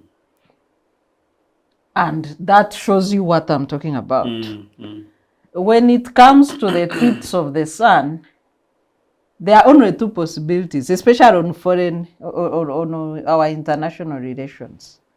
Either the president had a prior conversation with the son, and that builds into the mistreatment and the mess up with our diplomatic relations through the tweets of the CDF, or the president, since at his age, it can happen that he thinks what their children like, what his children like, is what he likes. Or he's mimicking the son. Because that statement, if you read it, our allies must do what we want, kind of thing. You don't determine how we run affairs. And this is a statement re-echoed on the ground of, the backdrop of the EU meeting with Fundesari and officers of Operation Wealth Creation, and one stranger, Andrew Mwenda, because I don't think he's a staff of Operation Wealth Creation, or unless I'm not aware. Yeah. So he was the stranger in the room. And then the bashing by Andrew Mwenda, who was, of course, the spokesperson. He was the spokesperson of the Sun's, whatever, patriotic something. And then the tweets of the Sun. And now the father, in our State of Nation address, is deviating from foreign policy principles in our constitution. It's unconstitutional. Over time, the president has been handling foreign policy on a case-by-case basis from State House instead of foreign affairs. Now you have him capturing contradictory statement from our constitution on foreign policy and international relations. And like we had said before, so this is indeed the mirror, as Awich has called it. The mirror is that what the son said, belittling the diplomats from EU, is the official position. Very embarrassing, very unfortunate. And whoever drafted this statement for the president, they need to be fired. Or if this is the mind of the president, then we should invoke Article 107 of the Constitution on grounds for removal from office, on mental capacity ground, which is also the same requirement to run for office. And I know the president is about to run again. So as a country, we on our own. I know that there has been several instances of abuse of the Constitution. But when that abuse is captured in an important document, like the State of Nation address, it is abuse of our sovereignty as citizens. Joseph, still on the issue of our diplomatic or foreign relations vis-a-vis this statement read by the president at such an important occasion as the State of the Nation address. What comes to your mind? What, or better yet, what does this tell us about where we are going? Do you envisage better relations with foreign powers, especially those who are considered to be rather strict or aggressive when it comes to holding the government accountable or criticizing the government on its excesses? Do you think things are going to, relations are going to get better, or do you envisage a more frostier relation going forward? I think as a country we need to be very afraid, as Sarah says. As citizens of this country, we generally are on our own. And as a country, that includes Museveni himself, we must also be very afraid, because we are at a stage in which at the helm, meaning the captain end of the operations, is Mr. Museveni, his family, a few people whom he himself has called hangers-on, and we really don't know. Of course, some of the things that Sarah is saying are very, very tempting speculations. But speculatively, they're possibly the nearest to what defines this. And I wonder that considering the extraordinary manner in which this trip to Gulu and a conversation with Mr. Museveni's brother, and how even Mr. Museveni's rather reasonably respected brother presents it as if it's a fait accompli, then who is and what is? Then fast forward to, I protested this at the beginning, this element of the speech, as in my earlier submissions, that I thought it was extraordinary, I thought it was insulting, and in every case, I think again at the last session when Comrade Awich wasn't here, I said that some of us are tired, those of us who've traveled around the world, that while Sarah was preparing to join P1, some of us were preparing to reclaim the nation of Idi Amin's negative image. And to Sarah, it was hard, where every other time you say you're Ugandan, Amin country, Idi Amin country. So basically known for Amin's badness. And we thought that by now we should be moving beyond that, and Uganda should be known for our more recent gold medals, our oil, our fantastic crested cranes, our fantastic ladies from both Bachwezi and Luo, but certainly not from the Bachwezi context of treats of a son of a man who confining themselves to this. So you wonder, what was the object? I was wondering. Could it be that Mr. Museveni is being held hostage, as Sarah suggests, and maybe some of these speeches have been written to him by people who are officially running the country, Sarah, not Mr. Museveni, and maybe something like this has been sneaked in or pushed in as part of the mainstream speech from either the handlers of Mr. Muhoozi or Muhoozi himself, or perhaps his handlers like Andrew Mwenda. So you wonder. But whatever it is extremely, genuinely sad. I was, as I said, watching, and I wonder, what would global serious diplomats do? Forget about European Western diplomats. I have had the privilege, I think, as all of us, to meet with the diplomats, actually average African diplomats. And some of these guys, particularly, even not even the career ones, even political diplomats, diplomacy is a high-end thing. So people are really quite neat. So you meet a minister councillor from Malawi, and they will present reasonably decently. And here we're basically looking silly. And so whatever the case, it is bad. But there is some cheek here that Mr. Museveni talks about these foreigners as it presents. Mr. Museveni, not anybody else, not Idi Amin. Idi Amin brought in Gaddafi, who helped break this country, and Museveni helps Martin the relationship, but whatever it is. Idi Amin brought in the Saudis, but for very limited specific interests. But it's Mr. Museveni who brought in the tiny rollers of this country. It's Mr. Museveni who so perfected the art of the negative and the ugly side of capitalism. It's Museveni who's brought in Pineti, It's Museveni who's brought in some dubious woman from Atiak. So when is it convenient that talk about these foreigner friends of ours? When it's only convenient. So it's cheek. Interestingly, as part of this, the positive part of the economic element, which we may or may not talk about, he talks about tourism and the diaspora. But the diaspora, many of these diaspora people who are net contributors are people who are being laughed at the other day. Some of them are, in fact, a big section, I think I'll need to do an estimate, maybe 30% of them were refugee people who ran away from NRA. And then later, another 30% were people who went escaping the breakdown of the Uganda's economy. That's 60% of the diaspora. And the more other 30 are people who basically went maybe to study, and more contemporary people who are searching for jobs. Net contributions to that. But, so you present it as if you really don't care in terms of the figures, but we need to fight an event and continue to the next one. But I think there's another element of your question which I think you need to repeat to me. You're saying... Well, I was looking at it. What does it portend for the future, for future relations? Do you envisage things getting warmer and cozier, or will it get frostier? It will not change. It will not change. And I sympathize with someone like Comrade Awich, who, if not formal government position, but as NRM, somebody who has to be the formal, as Director of External Relations for NRA, who has to speak on behalf of the organization that's so there for defend the government, it makes his job very difficult.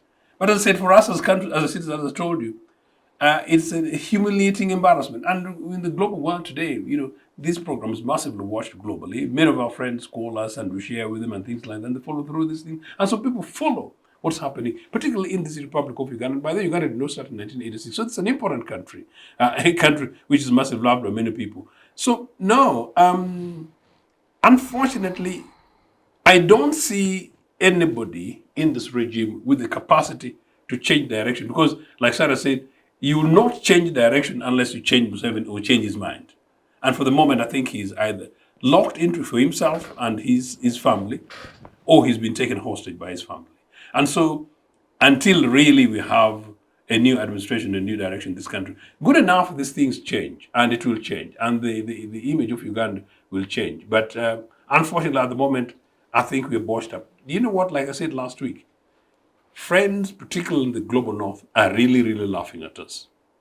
Because there is no other country, not even North Korea, by the way, not in North Korea would you find the behavior by an army chief or on those soldiers in the streets. They would not.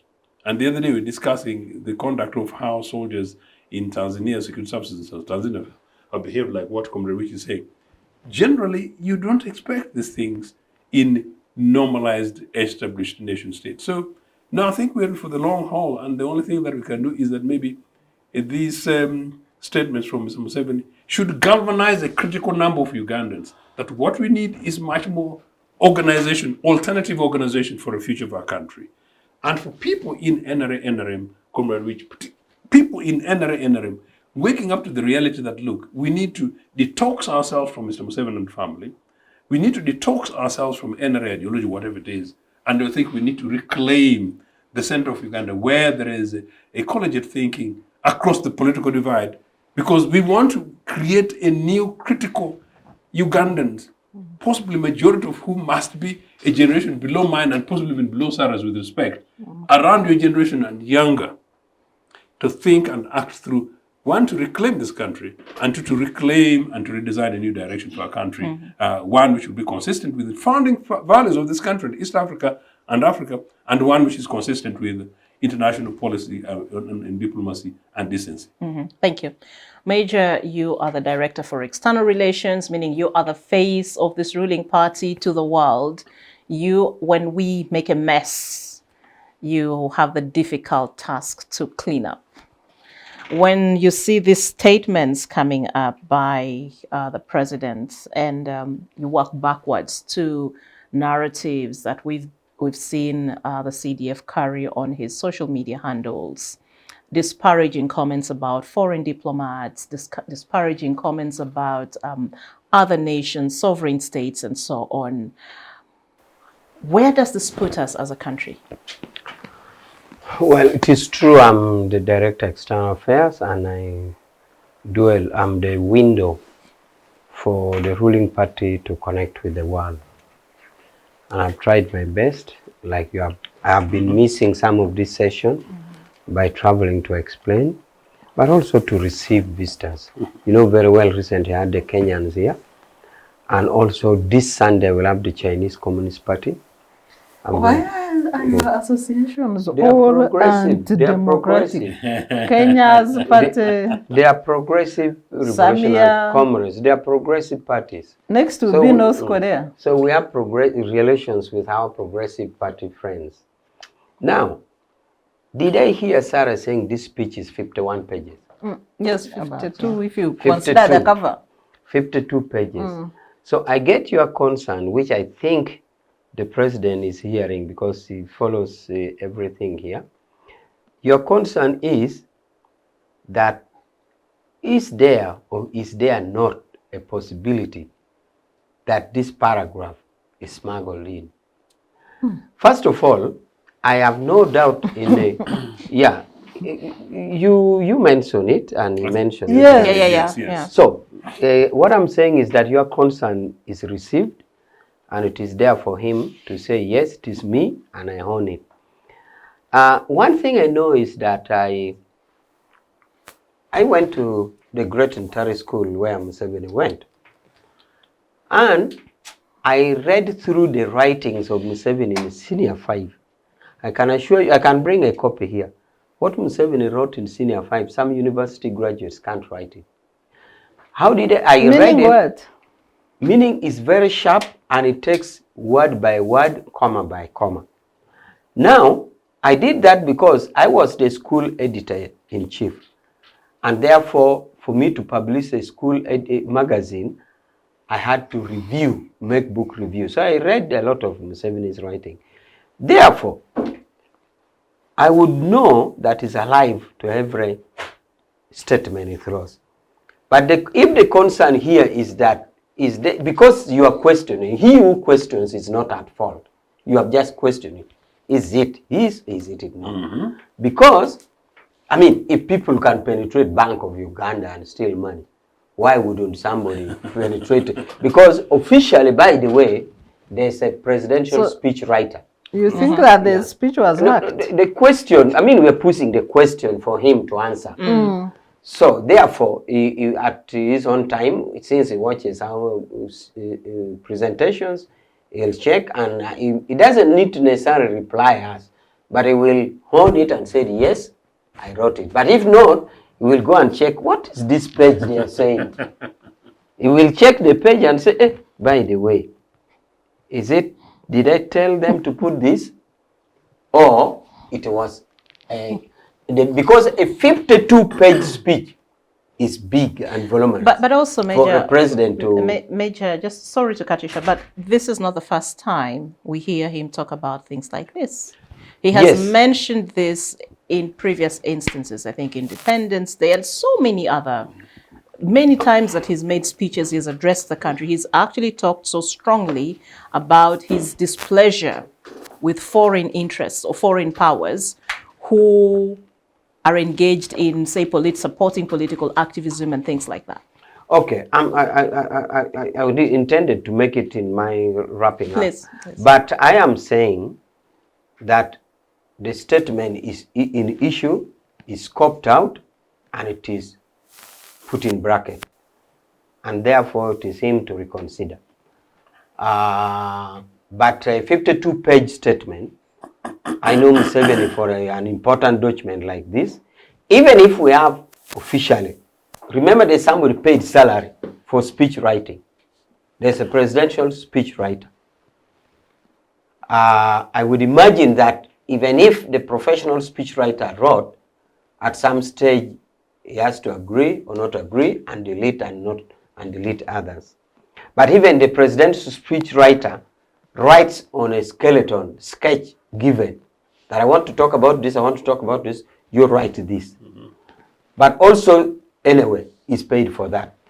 Therefore, if the concern is this, he is hearing and he will reconsider.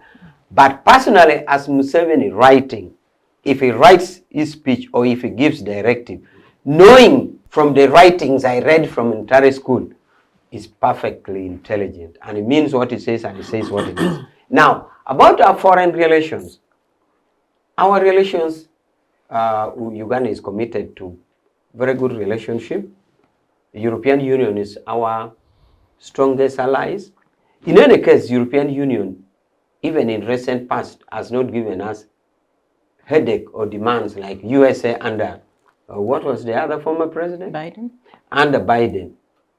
Even under Biden, we had more issues with America, but not European Union. We are exporting to Europe a lot in under arrangement called all except arms. Everything but arms. Everything but arms. That don't sell just guns, sell the rest. So we have enjoyed a long period of relationship for everything but arms. That sell us fish. For example, one thing known in Europe about Uganda is fish from Lake Victoria. Every supermarket in Europe would want to have fish from Lake Victoria. So we are doing it. So I do not see us or President Museveni antagonizing with the European Union. They had been our fallback position, and that therefore answer your future prospects. So there shouldn't be cause for alarm. I'm seeing that our future relationship with the European Union, even with America, will continue to prosper amidst these other comments. Because even if these comments are made on bilateral issues, that is one-to-one, we really engage, and the public domain may not know, but we are doing well, and we are not about to break our relationship. So, but the statement in issue about the question in it, whether it is smuggled or it is a well thought out position by the president, is hearing your concern, and I think we will look at it. Thank you. Joseph, you wanted Comrade to... Awich is majorly contradicting himself. You know, the Museveni of 1966, as he loves to be proud about, of OL level 68 going to No, he finished in Tare 66. But yeah. 66. No, I'm just helping the year. That's correct. Writes that very well. Yeah. And 60 years later, Mr. Museveni bangles this speech today. That Mr. Museveni, with all the experience and all the backings of expertise and the well-paid people who are paid by our money, ought to do better. So therefore, we confirm that this speech Mr. Museveni read was his speech. Museveni wrote this thing, owns it, and after all wrote it on our behalf. He was reporting to us. The nearest deviation is that Museveni was mirroring his son because there's a blood thing that happens. No other explanation. And let me tell you what. I was privileged to work with, and in a very minor way, Dr. Milton Obote. Judith, if the guy asks you to do a draft because you're going to meet the Commonwealth or EU delegation or some event or whatever in London, you know, he will follow by the line when you send me a final draft, yes. By the time it reaches a stage in which Dr. Obote says, do so as you see fit, or whatever kind of stuff, you know you've grown. Number two, there are people, including Yogadol actually says that you talk about a particular incident when they were given a draft to write a speech for Milton Obote. Yogadol, Kagenda took a professor and somebody else. And then they say they spent the whole night doing these other things. And 5 a.m. they went and found Milton Obote in his office with slipperless, whatever. And then they look, tick, he can't see that. And then cancel their draft. Cancel the whole thing. You guys, why did you wait? I retake. Why did you waste our time? And then he went on to write his own, and that became, I think it was a speech. Could have been maybe one of these big kind of speeches, things like that. What am I saying? The president for a State of the Nation address? No. Whether it has been written for you or not. And I've also done some of these things. I've done these things at our own levels, all of us, you know? No. It's his You view. peruse through, yes. So this must be a view that must be owned by Comrade Museveni. It is an unfortunate view, Mr. Museveni. The only thing we say, we pay you and we pay your guys. Review your position because you're sinking our country as far as foreign relations are concerned. By the way, for the avoidance of doubt, I am not saying that the statement is not from Museveni. I am saying Museveni writes his things and is clear and The firm clause about was- it. Very What clear. I was saying is, I am reporting what the concern here. To him. That is it, Is it there possible possibility that of it could have smuggling? been smuggled? But Yeah. I'm not saying No, it we was understand speech. you. No, we understand you. It's speech. We Yes, understand. you know what? And It's it's what not a I found contradiction out anyway, so- is yeah, sorry, saying. yeah. If there is any possibility that somebody hacked, Yes. because of Gen Zs, I want to use their language, Yeah. that somebody hacked the president, the president's State of Nation address, it indicates more trouble. Because, there's a joke. These are ministers who don't read. And you wait, you go and read whatever speech Yes. you read. So the assistant, personal assistant, was tired and wanted to resign. So he wrote one page, flowing well. Second page, flowing well. On the third page, he said, from now on, you're on your own. Now the minister didn't read, as usual. Then he attached the empty papers. So the speech looked, like 10 pages. Empty. He didn't read. So he put in a folder, gives him. For him, that was his resignation note. He left, he didn't come back. So in the morning, the minister carries a clip, goes to the podium, open a very important meeting. So he reads the second page, third page. From now on, you're on. They said, now what is it? So the minister, so we might soon start seeing these things. So the minister opened the pages. He said, I think there is a problem. Mr. Ichibachi, may he rest in peace. Yes. At the tripartite summit of his ESC, COMESA and Yes, SADC yes, yes. in Mnyonyo, he came with a Commonwealth speech. So he goes to the podium and he was the chair of COMESA. Your Majesty the Queen. So, President Kwete was chairing the session. He said, no, there is no queen here. He said, again, Your Majesty the Queen. No, Chikaya said, Apollo Sana Mzee. Mzee, I think you need And Kikwete can do that. Only Kikwete can do that. These are things we are going to witness here. Oh, I know. This is, we need some humor on the show. This is A good. national crisis is around the world. So I need us to now veer off, and Yeah. not veering off. I need us to shift to Gosh. the economy. Again, we learned that our economy remains strong and resilient. The president says it was recently ranked 7th by the International Monetary Fund among the fastest growing economies in the world. The size is projected at 224.9 trillion. That's equivalent to 60.4 billion US dollars by the end of June 2025. In 1986, Joseph, I think this goes to what you had said earlier, the economy was only 42.6 billion or $3.92 billion. This means that in dollar terms, the size of Uganda's economy has expanded nearly 15 times since the NRM government took power. Yes, in January 1986, yes. The economy grew by 6.7% in the first quarter of this financial year, compared to 5.6% recorded in the same period last year. I know economics, all these figures keep coming and they get a bit confusing. In purchasing power parity terms, our economy is projected to be $171.6 billion by the end of this financial year. That's June, 2-3 weeks from now, 2025. Projected to expand further to 252.6 trillion next financial year. So this will be equivalent to $187 billion in purchasing power parity terms.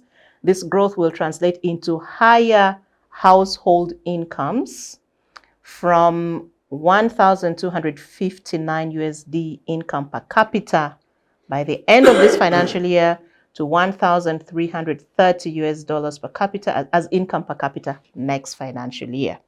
The question is, do you feel the money in your pockets in your life? I know macroeconomists will have the macroeconomic explanation, but ordinary people want to feel that if the economy is growing, certainly their lives are changing. Certainly they can access. They have purchasing power. They can walk to a shop or supermarket, pick whatever they want comfortably and not live on the edge throughout the year. Do you feel your pocket is good? How do you ask somebody Is who's your believing pocket smiling? just about managing just underneath the poverty edge for other You people? know, Because mine certainly is not. I had to my situation is not. I had declared before that I live below poverty. Comrade Awich is relieved. You know, he's from Tare. You know, he's relieved. I'm just part of the struggling middle class. I think sometimes, most of the time, I live below the poverty line. So when you look at the economy, and I want to use about 3 indicators. One is the Bank of Uganda report, which indicated that only 1% Ugandans earn 1 million and above. 1% of the population. Bank of Uganda. Out of that 1 million, 40% is taken by the state. So you're left with 600,000. So this 1% top earners in Uganda are left with 600,000. What do you do with 600,000? Let's put 50% of it on rent. But also that's very really minimum. Put that one on rent, so you are remaining with 300. So what will you do? Transport. What will you do with transport? Feeding. What will you do with feeding? If you have a family, what will you do with the children? School fees. What will you do with school fees? You are remaining with, what will you do with medical? 300,000. What do you do with that money? This is 1% privileged Ugandans. Bank of Uganda report. When you go to URA, the fulcrum of business, Ichkubo, the fulcrum of our money, economy, Chikubo has spaces. For the first time, if you go down to Chikubo now, you'll find empty spaces in arcades. You'll find closed shops with padlocks. It's either rent or taxes. People importing goods in this country are in tears. You saw the traders gathering EFRIs. They were threatened. But that EFRIs move. This EFRIs should have been part of the mirror. The cry of over taxation. And the priority is what? It's Widen. Yeah. When the government, you know, under normal economics, and I'm not an economist, under normal economies, if you are widening the tax base, you create more economic activities to expand the tax base. Instead, our case is vertical. If I'm taxing people 40%, I want to take away 60%. That's what this government calls widening the tax base. They are not creating more avenues for tax generation. They are overtaxing the smaller group they are already taxing. And you will see in the budget, because I know Parliament passed increment in most of the taxes. Already these bills are signed, they are laws. So there is more taxation coming our way. Either on fuel, either on whatever, you are going to see it. That's what they call widening in the NRM language, the tax base. Traders are in tears. They cannot pay taxes for their imported goods. Government has passed, among the changes is that people cannot now combine to bring goods in one container. Now, among the changes coming, and I know we shall discuss the budget, but it's one of the shocking changes coming to the suffering traders. You go to hotels, because usually we have a few activities in hotels.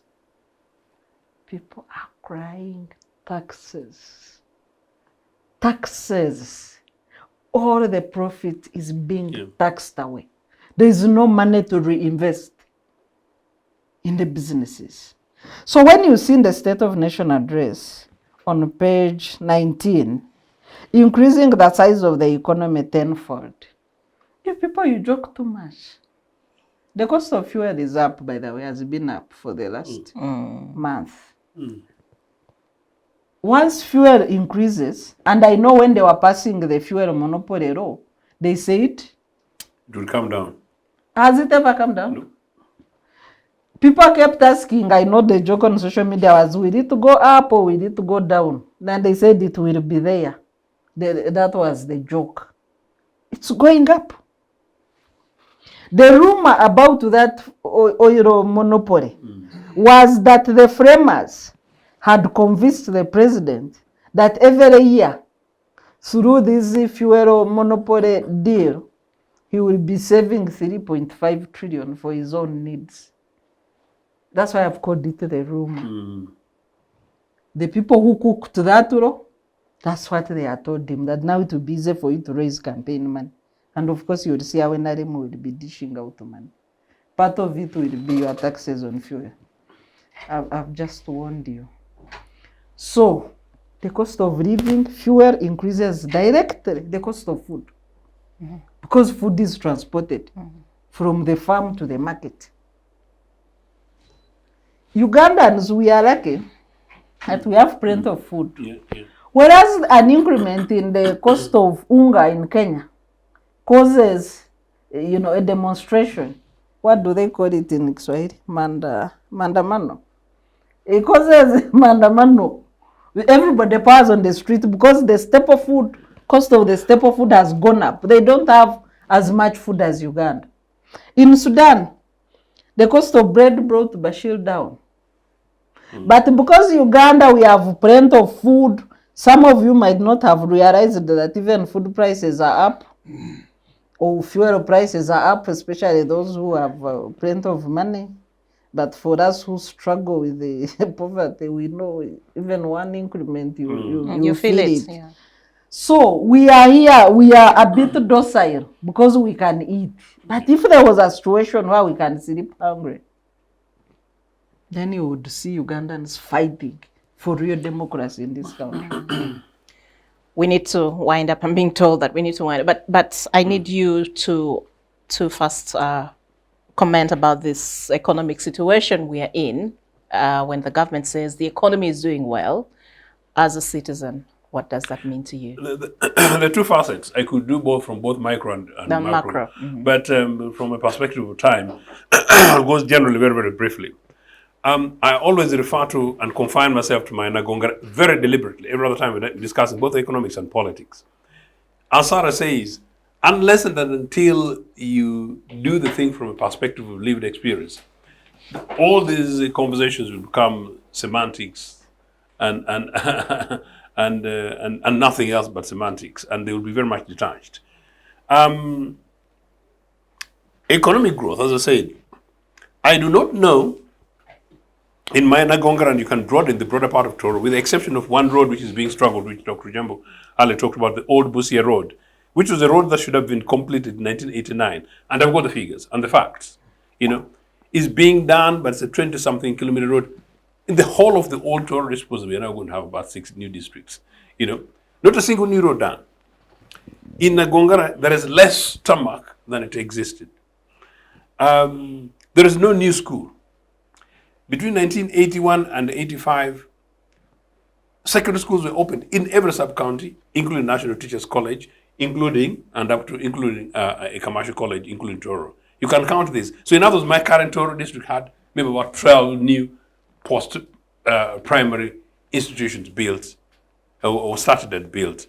None of them completed. So if you look at it from a perspective of an average person, I don't know anything that Mr. Museveni today was saying, or yesterday, that you can relate to a village of Maundo, a village in Pukongo, a village in Peta, a village in Sesera, neighbors to Nagonga, or my own Nagonga main town, because I am from the primary zone, which is at the center of Nagonga, and I look through that, including the cell facility.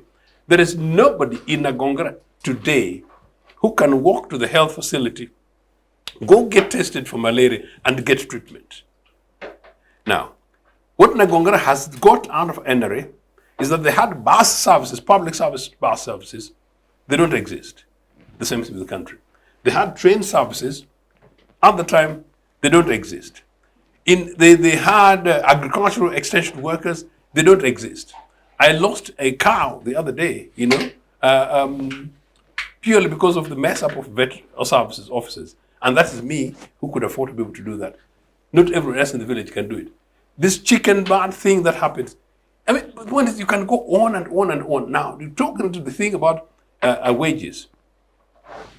Which public servant works at the sub-county headquarters and earns 600,000 Uganda shillings and is able to sustain themselves? Granted, there maybe rent may be relatively low. But if you go from the counting of their starting with basic health and education service for their children, it ends there. People sell their lands. But much more important, the state of the economy.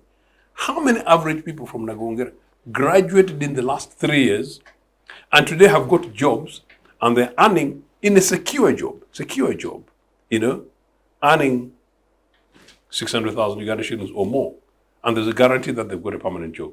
How many? Point is, you can go on and on and on, and that's how you count it.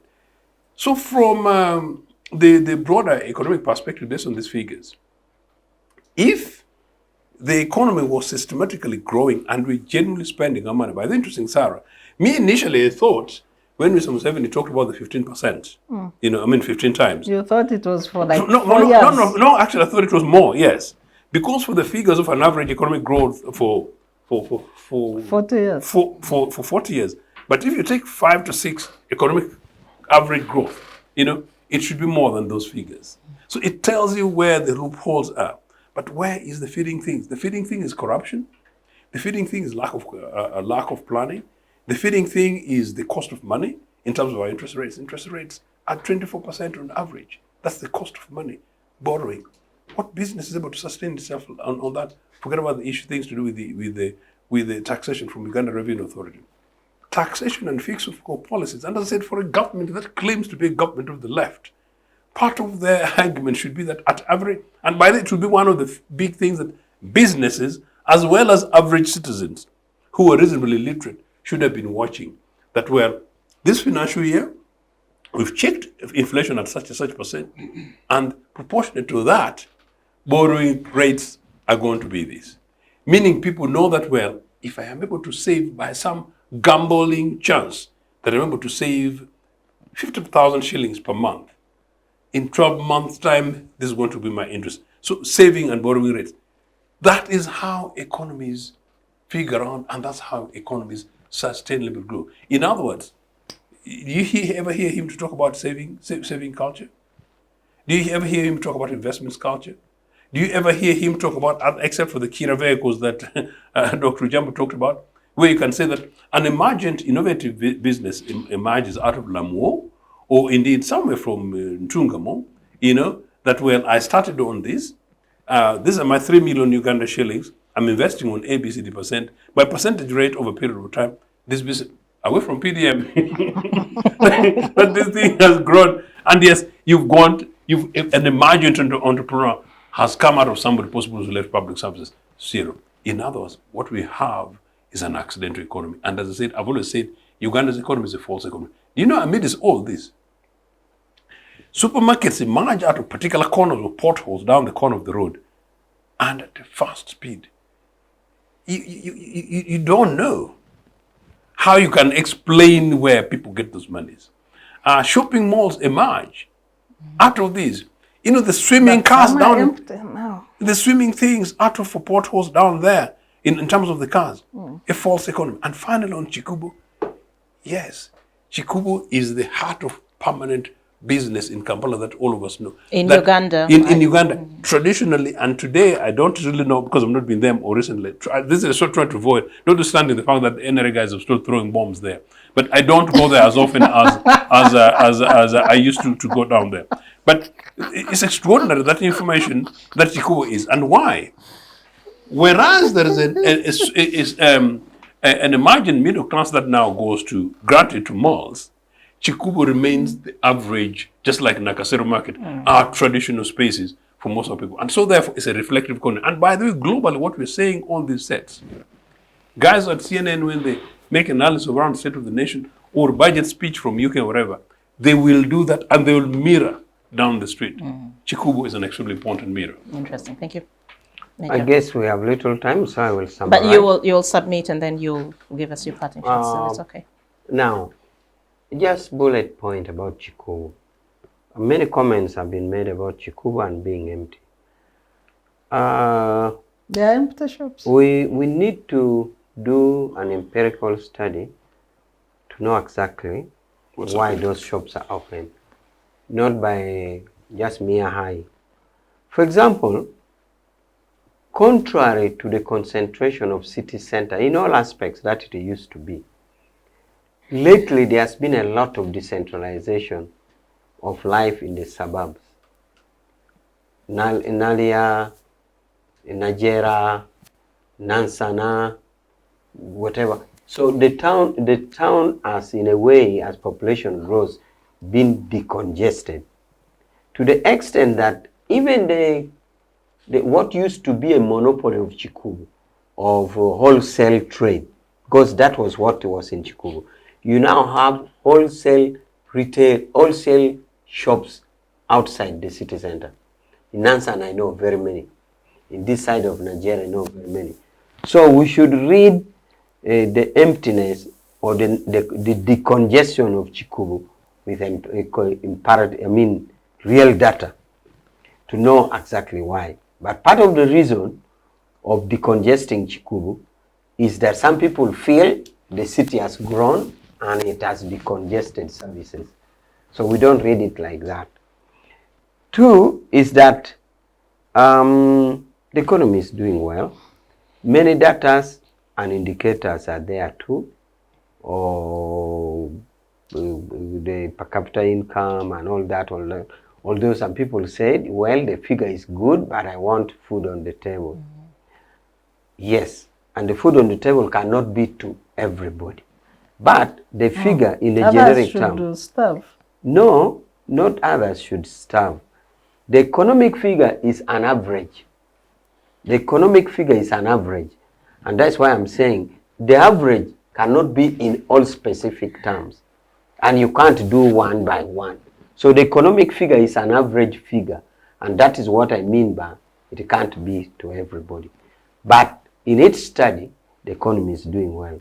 Even if you don't take it to the extreme demonstration by our good old boy of Ntare School, Matia Kasaija, who said the economy is, the OB was just being demonstrative. The OB was just being demonstrative, but the economy is doing well. After all, if you need practical data, even despite Sarah saying she was struggling, for those the camera, regardless of our beautiful ladies, the camera is not capturing. You can see the state of the economy of the beauty. See how beautiful Judith is. She's glittering. We are very gambling. happy. See how beautiful Sarah is. This shows Credits that for a long time Sarah is eating eggs. Sarah is eating butter, milk, and now he's saying things are bad. So this one, you don't even need to study the data and the figures and just look at the ladies and you really know this economy is doing well. But the data are there. Unfortunately, the data is on average. And therefore, I want my statement very clearly. When I said that it can't be on everybody's table, I didn't mean that others are entitled to missing. I'm just saying economic study is an average. Therefore, the economy is doing well. Remember that time has come, and some of you don't want us to cite history. Do these people know that in Uganda there was one time no salt? To the extent that people Because of war. people Yeah, we were burn fighting. ashes. Yeah. Because of war. Don't burn ash, you squeeze the ash and try to make salt out of ash. Then the leaves of pawpaw. You squeeze leaves of pawpaw to wash clothes. But right now, we have supermarkets where goods are struggling to dispose it off the shelf. So, the economy is Some good. information, Afande. You know you were part of the Kadogos throwing bombs into lorries during the war. The absence of sugar, salt, soap, was caused by the disruption of the supply chain by the Luwero War. Well, it is true that you are saying that a war can affect, but in all the NRM has fought the biggest number of rebels. You can list them, over 20 or 30. Two, there was a time we had war up to Maga Maga. Nearly 2-3 thirds of the country was at war, up to Maga Maga, Lakwena. But we have never at any time run short of goods in the south. Not at all. No salt because war had reached Maga Maga. Never. During COVID, didn't we have scarcity of fuel? So I first want to deal with the effect of war on the economic necessities. If you're a well-planned government where you have a robust economy, even battalions can escort salt to Gulu from Karuma, and Gulu will still have salt. And that is what has happened. We have had a situation where 2/3 of the country was at war up to Maga Maga here. But we had things. So I think I rest that at that. Therefore, the economy is good, and it is clearly manifested in the two ladies the camera is facing, and there should be no cause for alarm. And with that, I would also like to get your concluding remarks, and we move this way. My concluding remarks is that we have had the State of the Nation, and we are going to have a budget soon. The State of the Nation is a mirror reflection of what Uganda is. Fortunately, it reflects many bad, but also, honestly, it reflects challenges. And that is what we are. So as a country and as a party, we struggled very hard to really actually ignore the good, to concentrate now on the challenges. I rest my case. Thank you, Joseph. I think I'll just use my 1 minute on the scarcities. Sarah, the scarcities beyond the war of the 80s. The scarcities that Comrade Rich is referring to definitely is basically the stuff discussed in the last 3 to 4 years of Idi Amin, and I was around. You know, we had subjected Idi Amin to sanctions, and we had subjected Idi Amin, yes, yeah. also to a deliberate war of sabotage, which to Mr. Museveni must include Mr. Museveni's own role as amongst these people who would come and bomb rail lines, you know, in the east, supply chain from the coast. So the West deliberately denied Uganda forex, and then actually there was a trick to make sure that our coffee, which was basically the start of forex access to Idi Amin, was done through the Kasei, the smuggling thing. They call it Kasei, coffee thing. Our families got involved in this thing where, you know, we would sell our oranges and G-nuts in Kenya in exchange for soap and things like that. That happened during Amin's. And as I say, trade. Leading almost like to mini barter trade in order for people to survive. The economy had collapsed partly because of Amin and his friend Moses Ali, you guys from Ajuman, you know. But also the other one was deliberately done by Ugandans who were fighting Idi Amin, and I associate because my party was heading that operation, but also backed by the likes of the Musevenis and others. But at the end of the 1979 war, you know, starting with the Binaisa, part of what the government did between 79 and 81 was called the restoration of essential commodities, and they did. So the NRA guys did not find empty shelves, to put in context. In any case, there was a deliberate action appointed the Minister for Supplies, Moses Apilga, to basically do that, and they stocked and they equipped, and I told you by 1983, the Uganda's economy, you know, actually grew by 29% as a turnaround the base of that. We had a Minister for Rehabilitation to rehabilitate, imagine Minister for Rehabilitation, we had that. And, you know, can I go on and on? That is what government did. So, no, Comrade Rich's figures, it's not glorious to compare ourselves with that, what was happening. But going forward, no, I think that Ugandans just need to know that Mr. Museveni is taking them for granted and taking them for a ride, and is just using it business as usual. And after 40 years is too long. You know, if you're doing a State of the Nation address after 4 years, after 5 years, maybe second term, 7, 8 years, yes, you can talk about some of these things, glorious little struggle, but after 40 years is too long. And after 40 years, where possibly speech may have been smuggled in by your son and their own interests, no, you are turning our nation into monarchy. Ugandans need to rattle around, and we need to find a transitional way in which we don't break one another's legs once again. We need to come together, all of us, make sure that we enable an environment in which Mr. Museveni is able to go ahead and retire. So that your generation, Judith, and the generation of the fantastic guys at the back here who are helping us technically to make sure that this country is restored and reconnect with the rest of the world, the Singapores, as what is tried to do in the 60s, the Singapores of tomorrow. Mr. Museveni has done his bit. I think he needs to rest. Thank you. Sarah, over to you. You know, NRM still, you know, hoodwinks citizens that they can transform Uganda. And their ideology of, you know, social transformation, democracy, peace, and whatever, is basically a propaganda document.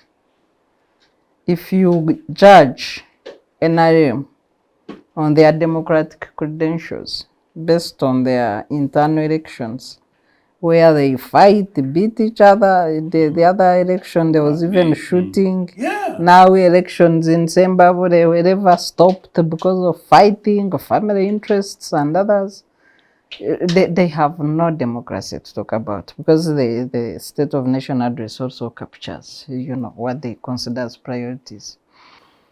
We are yet, as a country, to receive a proper State of Nation address, and I hope that NRM and President Museveni can create a conducive environment for peaceful transition in this country.